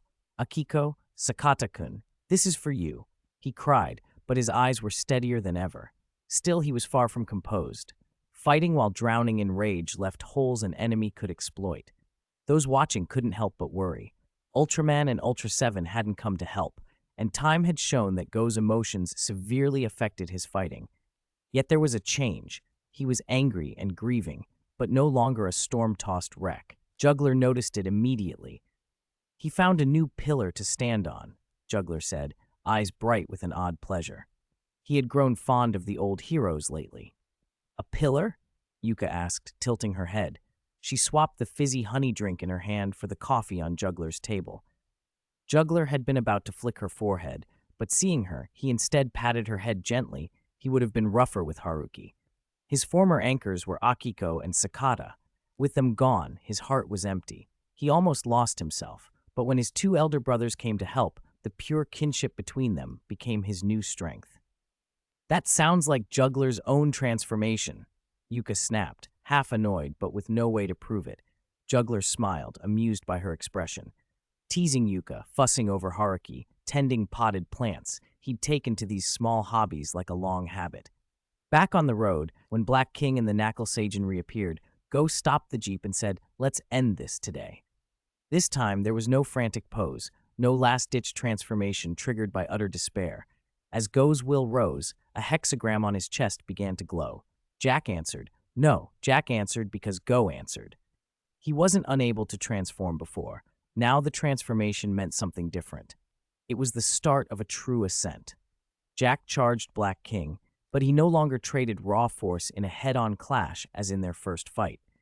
He used close grappling and throws, toppling the specially trained Black King. Facing the Knuckle Seijin was easier now. Its close combat skills were no match for Jack's. It managed to grab Jack's neck and fling him, but that very move opened an opportunity. Jack got up and fired a beam that destroyed the Knuckle Seijin's communication device. That device didn't just handle messages. It jammed Matt's radar, controlled team members, and even linked to Black King's control system. Destroying it had been Go's plan from the start. Jack alone couldn't beat an enemy that countered him. He needed the Matt team's help just as he had needed his brother's support before. The device blew apart with a thunderous boom.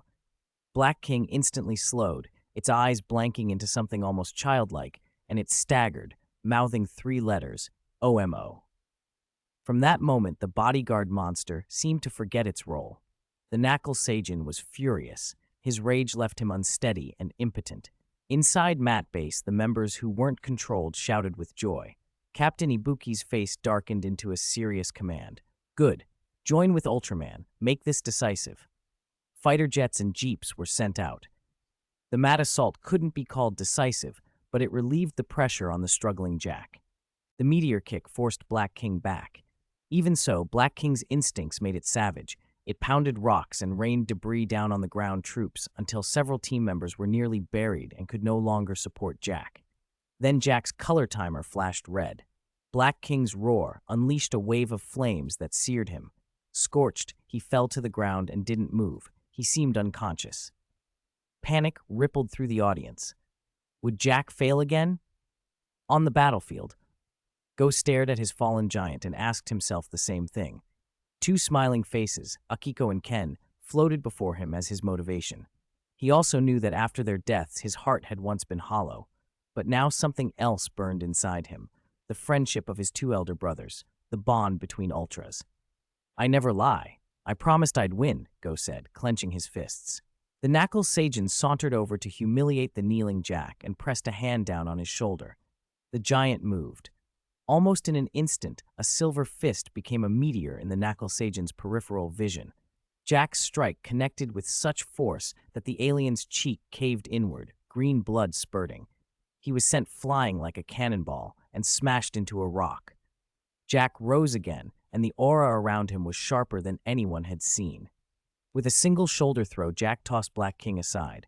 The Knuckle Sajin had rushed in to help. Jack met him with a backhand that sent him flying as well. Black King, now overloaded with its confused animal brain, simply watched as its master was beaten. Jack stopped using holds and went all out. This was the Ultra Force unleashed for Akiko and for Ken. First came the long-awaited Ultra Slap. Akiko's memory struck in steel, and the enemy spiraled backward. Then a crushing kick to the chin sent him crashing into the rock pit behind. Next came a storm of attacks, a force like a Hadouken with the left hand, an Ultra Punch with the right. The Knuckle Sajin was pummeled until his senses fuzzed. He could barely feel his face. He glanced toward Black King nearby and found, to his horror, that the beast was not helping. For a moment, it simply watched him get pummeled with curious interest. The Knuckle Sajin's helpless plea, "Why aren't you helping?" seemed to stir it. Black King shuddered, as if remembering its duty, and stepped forward, only to be kicked down by Jack and flopped to the ground like a dead fish. Now it could lie there and witness its master being finished. Jack didn't stop. He used moves, throws, chops, precise hand knife techniques taught to him by his two elder brothers. Each technique was applied with brutal effectiveness until the Knuckle Sajin's screams became ragged. From the outside, viewers marveled. How could Ultramen teach new techniques like this so quickly? One nod, one gesture, and suddenly new moves appeared in battle. It seemed like homage and magic all at once. Comments streamed in. His special training finished in an instant, so that's what the elder brother's training looks like. Just a look and a nod. Why didn't Dan teach Genotori that way? The instant acquisition of skill became another legend of the Ultras. Between the tearing and the screams, the Knuckle Sajin could only cry out, "I want to go home," as Jack's relentless assault ended him. The scene was savage, and in the end, victory belonged to Go and the Ultramen who had quietly supported him. P.S. The episode When the Ultra Star Shines lays out the weirdness of combat power very well, especially how power changes under constrained conditions. The Ultraman universe has always let combat strength serve the plot. How strong a character is depends on the narrative and the mood. Pulling characters out of that context to argue strictly about power is missing the point, and that poor monster Yefu, meant to reflect anti-war themes, keeps getting dragged into these arguments. If you must talk about the most powerful, remember the original Ultraman, who, through the will of director Eiji Tsuburaya in Ultraman Tiga, The Final Odyssey, was turned into light, a unique, godlike figure. 217, Meteor 1 Birthday Party. The Knuckle Sajin's wails were so pitiful that even Black King realized it couldn't afford to dawdle. It scrambled to its feet and roared at Jack. Jack, finishing off the Knuckle Sajin with a backhand, flung the creature aside, then turned and slapped Black King across the face with a look of utter contempt. "So you're Black King?" he thundered. Black King went flying. Boom! It hit the ground hard. I was only a few thousand years old then. Can you imagine the psychological damage to a child that's thousands of years old? Woohoo! The monster howled, but this time it had no chance to slump down and whine. Jack seized it, lifting the beast high. Whoosh! In an instant, Black King was hurled into the sky. Jack followed closely, a crimson light bathing the air. A silver hand blade sliced across Black King's neck. In Ace's ecstatic gaze, amid the roar of viewers shouting, "My youth is back," Black King's head came clean off, hand blade severing slash. The creature that had withstood Spatium and Ultra Spark was felled by a new move Jack had learned from the first generation and 7. All its legendary defenses could not withstand the resolve of a warrior determined to win. Boom! Jack landed. Black King's split body rained crimson behind him like a beaded curtain. In that instant, he was a god of war. Well done. Finish it. Director I definitely learned from you. The beheading was perfect. It didn't even scream when its head fell off. Maybe it doesn't feel pain. Through the terrified Knuckle Sajin's eyes, his insides mangled, Jack approached, his own eyes glittering coldly. Now, count your sins. Dazed, the Knuckle Sajin staggered to its feet and gaped. What about the promised restraint? If only he could have lived a little longer, if he had met a Yabo alien named Shockwave or the thing beneath him called the XX Killer, maybe then he would understand that Black King had not died for nothing. I won't disturb you. I'm leaving now. He spun to run. You're not allowed to leave. Jack grabbed his shoulder with one hand and twisted the Knuckle Sajan's hindquarters with the other. Juggler's eyes flashed. Jack's had never shone so brightly. This would end the tragedy. He held on, muscles coiling. Now it's time to taste Hideki Go's full wrath. Damn it. Light energy rotation, 1,000,000 horsepower! Ultra throw! Boom! The two figures tore upward like meteors, sonic booms shrieking, milky air rings blooming and bursting. They shot thousands of meters into the sky. The crimson light of Jack's fury swallowed the sun. Let go of me. Jack, stop it, please. The Knuckle Sajan felt death close for the first time. A new, unfamiliar fear flooded him. Jack said nothing. Words would be worthless against the grief of losing loved ones. This was his final, overwhelming strike. The Knuckle Sajan became a meteor, blasted backward at an impossible speed. My life. The world exploded beneath him. Boom. The ground shook. The Knuckle Sajan hit face first, the way a Kyrialoid might, like a kite with a broken string. He didn't move. Such power, such dominance, Brother Jack. I admire you, cried one onlooker. Even the headfirst landing is a tribute, echoed another. Cheers like collapsing mountains and tidal waves rose from every world. But the Knuckle Sajan didn't die immediately. Although his body was nearly ruined, his mouth, harder than Kanata's pancakes, still spat trash talk. You think you've won. He forced breath through pain, sneered at Jack, and managed. But soon, a big explosion will happen in the city. Ha! He choked off and collapsed. Jack and everyone watching were left bewildered. If he hadn't blurted that out, the threat might have actually succeeded. But with the warning, Go and Yuriko were able to retrieve the Saturn Z-bombs safely. The massive detonation the Knuckle Sajan promised turned out to be a bubble. So many lives were spared. Go no longer had to drown in even more self-reproach. It was a happy ending for countless people, except for Go himself. That day happened to be Christmas. Christmas in the Tokusatsu district was never peaceful for the protagonist. Amat planned a proper celebration, but Go left early. He carried a neatly wrapped gift box intended for Jiro. Walking past the glittering streetlights and joyful crowds, a wave of melancholy rolled over him. How he wished Akiko and Ken could have seen this. He was, of course, sad, but there was still a mission unfinished.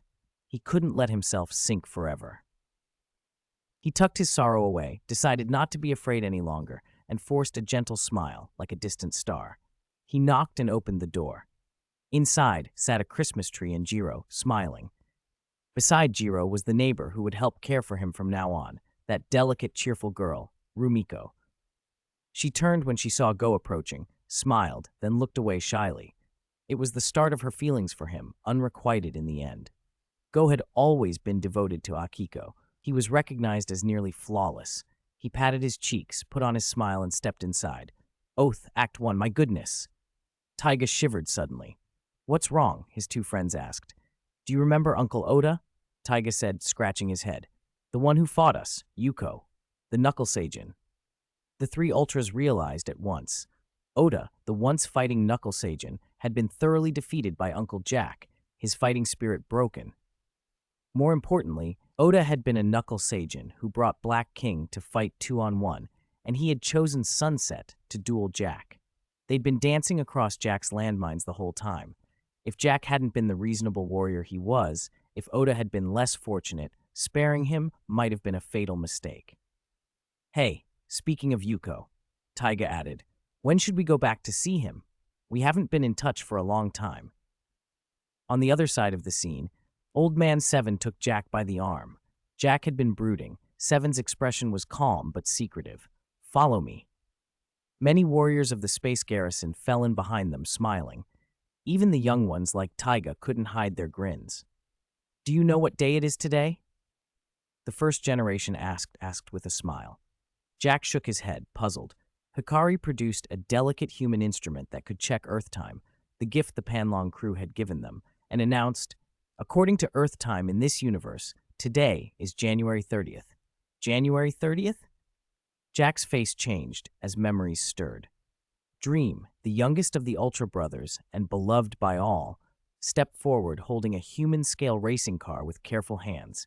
Its body was a streamlined crimson meteor with a bold M78 on the side, clearly not a human model, but built from Land of Light tech and fashioned in the spirit of Earth racing cars. Ah Guang had researched and manufactured it. It could be scaled so an Ultra could drive it comfortably. There was only one like it in the universe. Jack's breath caught. He recognized the design. Dream smiled and said gently, "Happy birthday, Brother Go." "Happy birthday, Brother Go," many voices joined. Countless warriors slapped hands in ultra salute and gathered around, chanting Hideki Go's name, no longer calling him Jack. Jack's vision blurred with feeling. Though he had no words, his eyes told them how grateful he was. "Give it a name," Old Man Seven said, patting the shoulder of the man who had twice spared him. Jack paused, a wistful smile forming. "Let's call her Meteor Number 1. "We actually planned to surprise you," Seven said apologetically. "But earlier you became the center of everything, and the moment wasn't right. Still, we believe you aren't bound by that sorrow anymore." Jack looked over his friends, his gaze finally resting on Seven. He didn't say his name, but he smiled and said simply, "Thank you. Thank you all." 218. Seven lost to Zeddy? Why would I have such a dream? The security force's live broadcast of Hideki Go's birthday celebration was being beamed across other worlds. For a while, the stream rose and fell with regret and congratulation. Some viewers lamented that they couldn't be there in person. Others shouted happily, "Happy birthday, Brother Go. He is Go, and he is Jack." No matter what name he used, he remained a shining ultra star in countless hearts. A vibrant, handsome man, a fearless warrior who fought fiercely beneath the setting sun. That's why so many people loved him. Zero, who had used his shining form to escape four-dimensional space and was racing toward Zeta Spacetime Earth, froze mid-flight when he heard them mention Uncle Jack's birthday. But by the time he thought about turning back, it was too late. He had a more important mission. His energy was a little low after using the Starlight Drive, yet anxiety gnawed at him. What if that kid Zeta ran into a dangerous enemy? What if he bonded with some human host like that brat Daiga? What if, like Jun, he ended up in some photon skin rejuvenation clinic? The more Zero worried, the more his tsundere nerves flared. "You brat, don't you dare die," he muttered. In the armory, Juggler was staring at a small potted plant on the table and smirked. "Look at you. Your name even has tree in it, and you always stir up trouble." The plant's little branches drifted though there was no breeze, and the topmost leaf popped upright like a middle finger. "Did I cause those troubles?" "You should ask Queen Amaterasu." Juggler frowned, then laughed and shook the unlucky thought out of his head. Back on screen, the party atmosphere continued, and a new clip began. The second act of the vow. "Brother Go, where are you going?" "Going back to my hometown." Except for a few who'd been to Earth, most didn't know the deeper meaning of those words. Jack's eyes flickered with a loneliness that he quickly hid behind a smile. The Land of Light was his hometown, but Earth was home too. He had long understood both. Still, to those who didn't know Jack's private grief, and remembering the sublime transformation Go had undergone after losing his family and friends, a note of parting crept through the crowd's hearts. Going back to my hometown. Was it a return, or a final farewell? Those three simple words carried a melancholy that made many wonder if they would never see Go again. The video opened with a shock, a wedding on the beach. The sun was setting, the tide pulling away. Hideki, Go, and Rumiko, the steady woman who always watched over Jiro, sat side by side in wedding clothes. Matt team members and Jiro stood nearby as witnesses. Go and Rumiko? Getting married? The image of Brother Go as a man of deep affection wavered in people's minds. No way, I don't believe it. Go deserves happiness, but I never thought he'd remarry. Maybe it's an alien trick. Questions flooded the chat, and before anyone settled, an alert came in, a monster sighting. Matt team members dropped their jackets to reveal uniforms and sprinted. Go, too, had the team uniform under his groom's jacket and charged forward, leaving Rumiko and Jiro in their wedding finery behind. "Wait for me," Rumiko cried and ran after them, but as she ran she lost sight of them and heard a laugh ahead, a disgusting, bubbling laugh. "Hoo-ah!" It was the original Betrisian. "Ah!" Rumiko jolted awake, rubbing her aching head. "Where am I?" Wasn't she with Gokun? Had the wedding been a dream? Rumiko felt a flush of disappointment. What are you talking about, big sis? Jiro asked from beside her, worried. We're imprisoned by the Betresian. So Rumiko had been daydreaming about Brother Go. No wonder. Human hosts who are warriors tend to be attractive. Even the plain ones have a certain temperament. Still, the viewers weren't focused on that. They were furious. Taking hostages again? Is that the only trick you aliens have? They even grabbed Jiro. They don't spare orphans. Rumiko and Jiro looked for a way to escape, but two ordinary humans couldn't break the Betresian's restraints. They would be bait for the trap set for Go. And Go? He was asleep, dreaming. In his dream, he saw Brother Man clashing with Zeton and losing, a legendary era when the Giant of Light specium ray had no effect on Zeton. The beam seemed to shower down harmlessly. At times it even reflected back, striking Brother Man and leaving him badly wounded. Sparks flew. The invincible chest that had weathered 1,000 battles was felled like any other body. Zeton had achieved a great victory over Ultraman. Of course, Zeton didn't stay undefeated forever.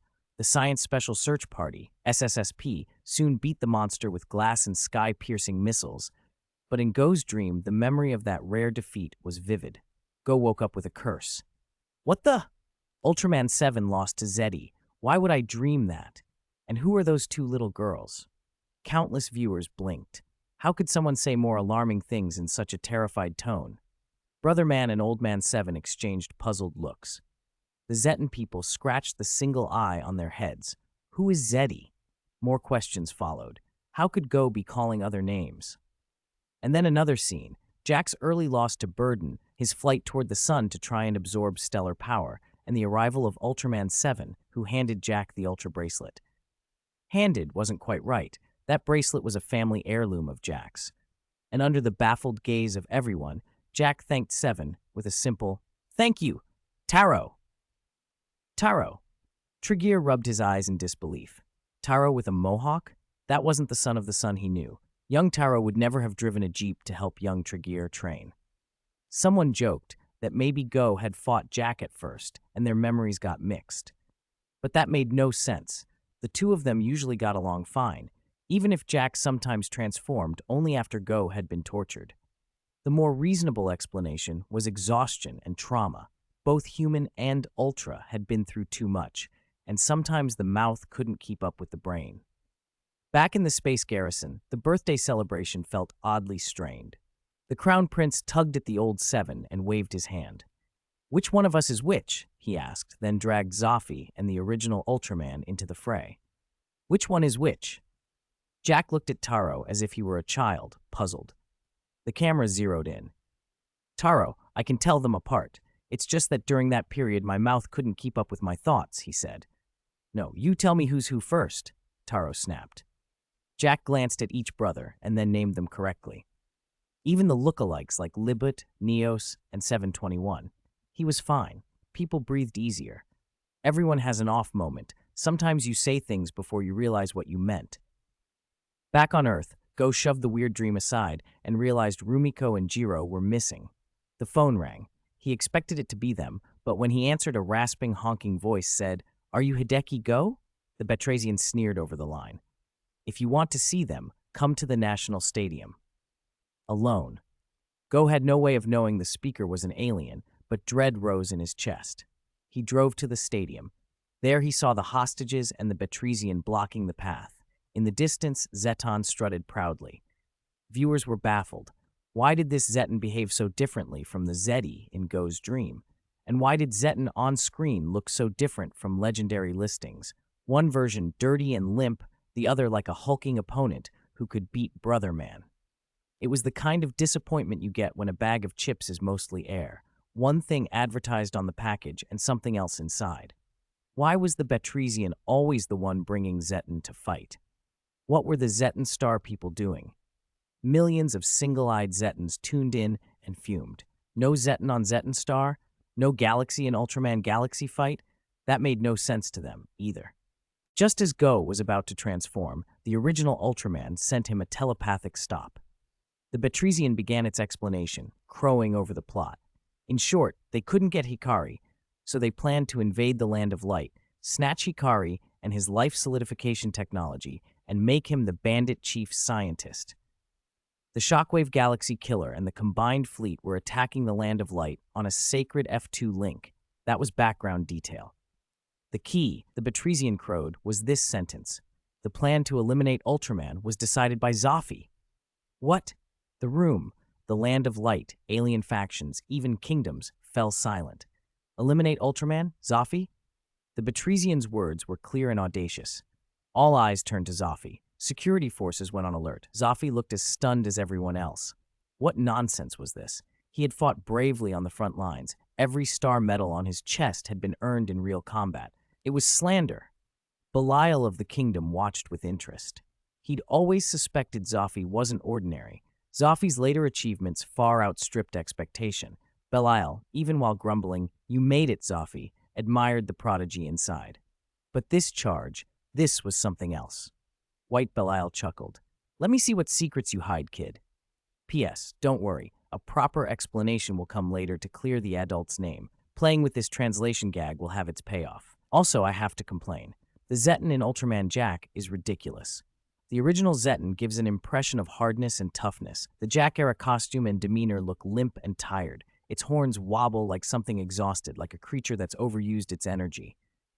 Think of Hipporito Alien, firm in Ace TV, limp in Orb, then even more limp in Old Man 7's movie. The contrast is brutal. 219, Star of Light. The camera lingered on the unflappable security force captain, Zoffy. As the elder brother of the Ultra Brothers and second in command of the Land of Light, Zoffy held the most Star of Light medals, tied with Hikari. A veteran officer of the Land of Light's deployment corps, he had grown from a callow youth during the Ultra Great War into the firm, steady captain he was now. It was impossible to imagine Zoffy as a traitor or an inside agent. Besides, that was precisely the point. The Land of Light was unlike other civilizations. Dark thoughts, conspiracy theories, and undercover villains were almost unheard of there. When someone turned dark, it was usually because of outside influence or personal flaw, not because the Land of Light itself bred corruption. Even Trigier, in his memoirs, once admitted there were no truly evil people in the Land of Light, an admission from his earlier, less corrupted self. Even after merging with the evil god, he argued merely that their path was wrong, that their stubborn attachment to justice and hope was not fundamentally different from darkness. Debates about good and evil in that place were rarely useful, so the countless eyes watching Zoffy were not full of suspicion. They looked at him with trust. The claim that Zoffy had devised a plot to eliminate Ultraman was clearly nonsense, a lie spread by the original Bako Seijin, alien Bako, to sow discord. If Zero had heard it, his reaction would have been a simple, incredulous, "Huh?" Even the Batresian from the kingdom shook his head. That sort of divisive tactic is clumsy, and why is our race so loose-lipped? Viewers were shaking their heads and downvoting the broadcast in droves. No wonder the second-generation Zeton had been raised into such a mess. Its master wasn't particularly clever either. Putting other things aside, when the combined fleet attacked the Land of Light, Zoffy had been on the front lines the whole time. Countless security force members could attest to that. "Indeed," Jack said, echoing what many Ultra Warriors were thinking.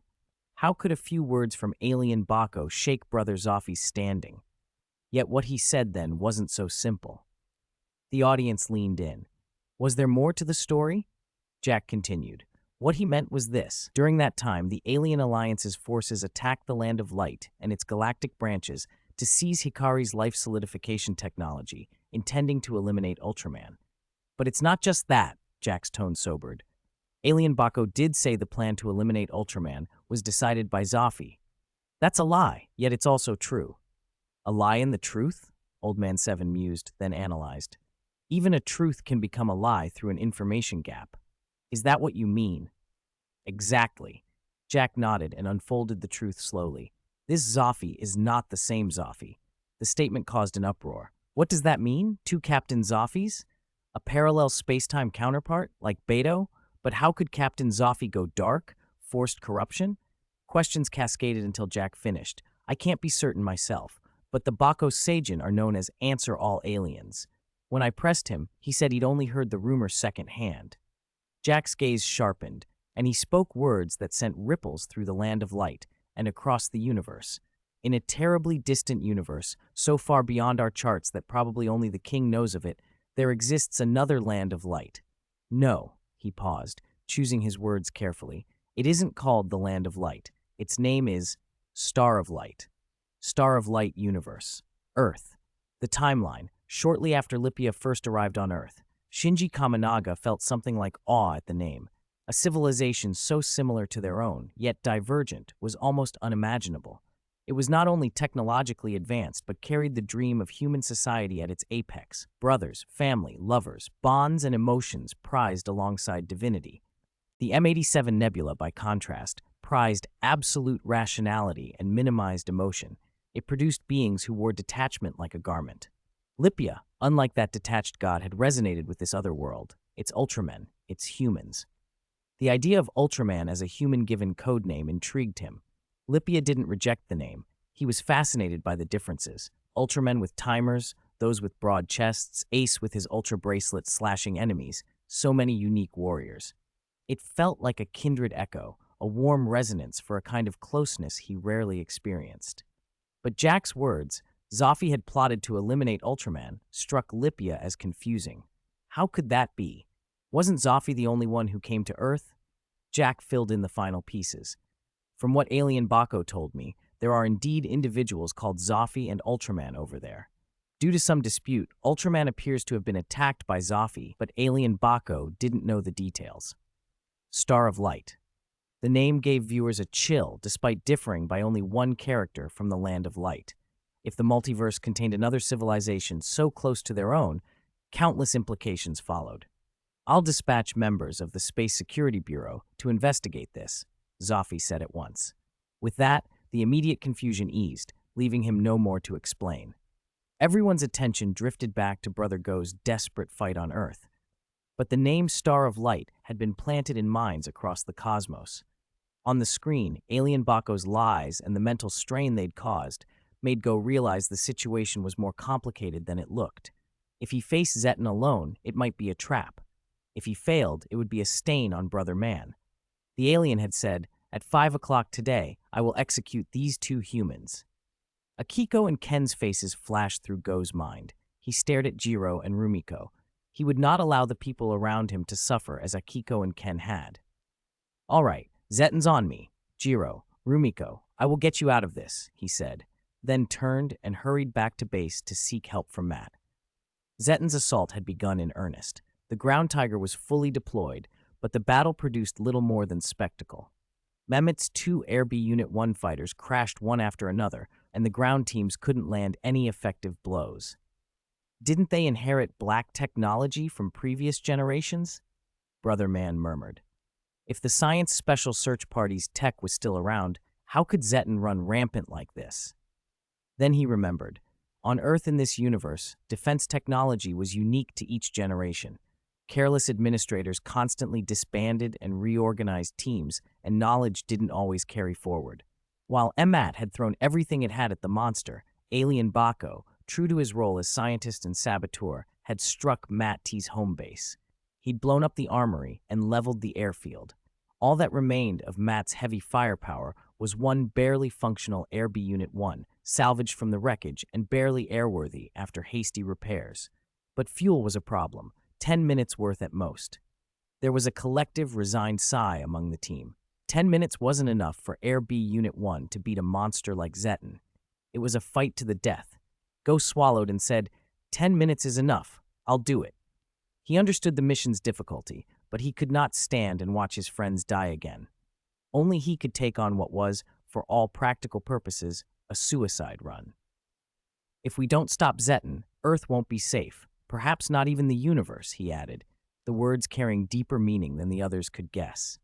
To me, he said simply. To the team, that sounded like a vow to lay down his life. They trusted him completely, but none of them could say why he spoke with such certainty. At the moment he spoke, an odd sense, no, a premonition, passed through them, as if Go were about to leave them for good. Whether death or permanent separation, none of them knew. "I will do my utmost," Go told them. He clasped Captain Ibuki's hand. The usually stern Ibuki stood frozen for a beat, then offered a rare, faint smile and gripped Go's hand tightly. The smile was full of trust. Nearby Go greeted his teammates by name, Minami, Kishida, Yuriko, Ueno, looking long and hard at each face. No one asked the obvious question about parting. They didn't need to. Trust spoke for them. In the cockpit, Go started the engine and lifted a hand to wave. He ascended. The 5 remaining team members watched the white contrails slice the sky, the plane shrinking into the distance like Go's figure leaving forever. Tears blurred their vision. Captain Ibuki was the first to break the spell. "What are you waiting for? We're going to attack too," he roared. This would be their last battle as 6. The Ground Tiger, with its full crew aboard, prepared for its final run. 2:20, sunset, the sea, and no one is there anymore. Although the Ground Tiger team had gone into battle against Zeton with everything on the line, they were not the Science Special Search Party. Their armory and airbase had already been blown to ruins. Apart from a few pistols, a rocket launcher, and Air B Unit 1 piloted by Hideki Go, they had almost nothing left. Of course, the effectiveness of a fighter jet depends on the pilot. Daigo could fly it 100 times and shrug it off, while Kengo flew it once and miraculously tore the horn off the destruction serpent. For ordinary team members, the plane is for damage and support. For some rare pilots, it is pure offense. For Shinjo, it was a whole other story. Before the 10-minute time limit ran out, the Ground Tigers were overwhelmed by Zeton's space fat dragon form. Their only real success was capturing Captain Ibuki. Then they split up. Hideki Go's team kept attacking Zeton, while Captain Ibuki and Yuriko went to rescue the hostages. Alien Bako Seijin, was waiting exactly where the plan predicted. He smiled when he saw Captain Ibuki approach. He was a scientist, not a Zeton-level powerhouse. Against Hideki Go, things might have been tricky, but 2 ordinary humans? Easy. And then Captain Ibuki hurled a knife. Every viewer who saw it widened their eyes. Alien Bako, slain by a human's flying knife? Is this a joke? Suddenly, the rumor mill went wild. A kitchen knife could fell a super alien? Guns couldn't pierce him, and hand-to-hand combat had been useless. Yet a single thrown blade sank into him. Even the veterans watching, the likes of Haruki, Asuna, Teacher Uno, Monk Juka, and Sawamura, found themselves giving an involuntary thumbs up. Alien Bako was stunned. He stared at the knife jutting from his chest and felt strength ebbing out of him. He plunged earthward. At the last instant, as his head hurtled toward the ground, he remembered he still had one trick left: giant eyes. In the Land of Light's old saying, "Big is good, good is big," he expanded to a towering size, ignored the hostages entirely, and lumbered toward Zeton. The Ground Tigers, already battered and exhausted, watched in horror. Zeton was still active, and now another alien had materialized. Furious, they opened fire. "Ha! I'm giant now! What do your little pistols do?" Alien Bako jeered. If it had been SSSP pistols, maybe he would have thought differently. Rounds spat from their guns, and sparks erupted across the giant alien's chest. He was blasted backward again and again, howling with pain. What happened to the advantage of size? Why did giantizing only make him a bigger target? At that moment, Air B Unit 1 made a last dash for Zeton. Hideki Go fired no missiles. There were none left. He steered the flaming fighter into a collision course. Fuel was nearly gone. His teammates were struggling. He knew what he had to do. Air B Unit 1 had no autopilot. There was only one choice. It was also, in a way, a farewell to his life as Hideki Go. The jet's wings struck Zeton with a thunderous crash. Flames and smoke filled the sky. The plane burned as it fell. The Ground Tigers watched, stunned and cold. They had sworn to win as a team. Then why had Hideki Go done something so irrevocable and impulsive? Their earlier premonition of parting from him had been true. No one had expected the separation to be so final. Captain Ibuki and the others rigidly withheld their grief, but the sight read like a funeral. For those who knew Hideki Go's private guilt over Akiko and Ken, his actions made a terrible kind of sense. He had never stopped blaming himself. The original plan, pull Jiro and Rumiko to safety so Hideki Go could fight unfettered, had been to keep focus. Now the returning Ultraman stood poised between heaven and earth. If this fight were only against Zeton, believably weaker yet in truth more potent than the original, the outcome might still have been in doubt. But with Alien Bako added to the mix, the odds shifted. Jack, fighting Zeton, felt the pressure immediately. After a few exchanges, he began to falter and found himself bound from behind by alien Baco. "Attack his color timer," the alien cried, and Zeton aimed to finish Jack with the same move that had defeated Brother Man. Then the ground tigers rallied. No one is fearless, but sometimes duty and loyalty outweigh fear. The 5 members of the team stood shoulder to shoulder and opened up, firing with a desperation that came from more than training. This was for Hideki Go, for Jack, for all humanity. Zeton, perhaps distracted by Black King's influence, shifted its attention from Jack to the human threat. Its blows were fearsome, but none landed dead on target. The ground tigers kept fighting. Alien Baco froze, bewildered. Jack seized the chance, broke free, grabbed the alien's head, and started bashing him. "A scientist, huh? You dare share a title with Hikari?"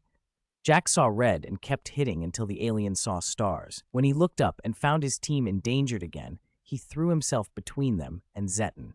The cooperation between Ultraman and humans was seamless. When one side faltered, the other filled the gap. Even Zeton was forced down by Jack's relentless assault. But human power had limits. Surrounded by 2 foes, Jack was soon ambushed by alien Baco again. His red timer began to flash. Yet Jack had learned something crucial. When fighting 2 opponents, take out the alien first.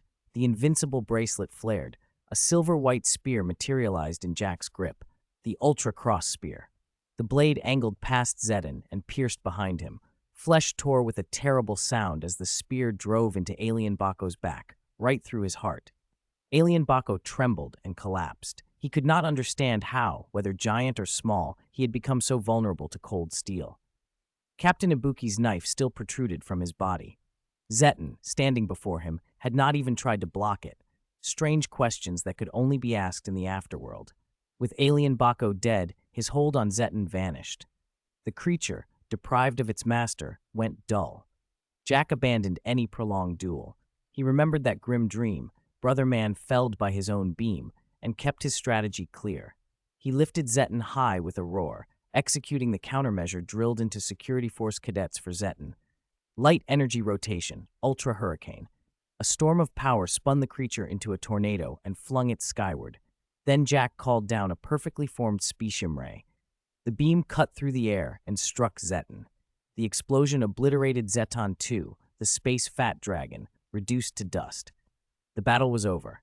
It should have been a time for triumph, but those who had watched the fight, both on-screen and off, felt a hollow ache. Hideki Go's final actions had been unmistakable.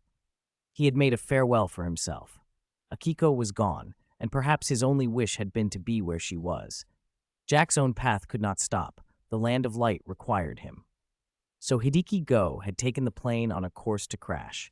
The great battle ended, but the ground tigers would never again see that energetic, handsome man. Sunset on the beach, the place from Rumiko's dream where she and Hideki Go had once imagined their wedding, now held a tombstone. A lone helmet hung above it. Sunset, the sea, and no one is there anymore. The 5 ground tigers, Jiro and Rumiko, gathered at the grave. Salute to the brave and fearless ground tiger team member. The 5 executed the team salute in perfect unison. The people of Earth will not forget you. We will rebuild the ground tiger team. That is also Hideki Go's wish, Captain Ibuki said, eyes bright with determined hope and streaked with tears. He drew a breath, steadied himself, and led the others away. Quietly, several wiped their faces. Some had guessed, some even knew. Hideki Go had been an Ultra. Jack had appeared where Hideki Go's plane went down. But it didn't matter now. Hideki Go didn't come back to wave and smile. Perhaps he didn't want Hideki Go to remain as a name on Earth. Perhaps only he himself knew the truth. From then on, Hideki Go was gone from the world, or so it seemed. The 5 were already walking away when they heard Rumiko call out. She stood by the grave with Jiro, looking toward them with unshakable trust. "He will definitely come back. He will," she cried. "He will come back, just as humanity once believed Ultraman would." Hideki Go never lied. The team smiled, nodded, and continued on. Jack watched their old friends depart and sighed. He, too, had to go. After being rescued by the original Ultraman in Ultra 7, Hideki Go's first words to him had stuck. "I am Ultraman." With fewer ties on Earth, Jack had to return to the Land of Light and the war there. That world was embroiled in a conflict far fiercer than Earth's. Ace's thoughts were already full of enmity toward Yapul. Soon, the TAC team and the Ground Tigers would become history. It was fortunate Hideki Go had left when he did. If he had stayed, Jiro might have been taken by Yapul. Yapul's cunning was a darker thing than the likes of Alien Bako and Betresian. For now, though, the sun sank over the sea. Rockets had fallen and monsters had been laid to rest. The earth breathed, but the absence of one man made the air feel thinner, like the quiet after a funeral.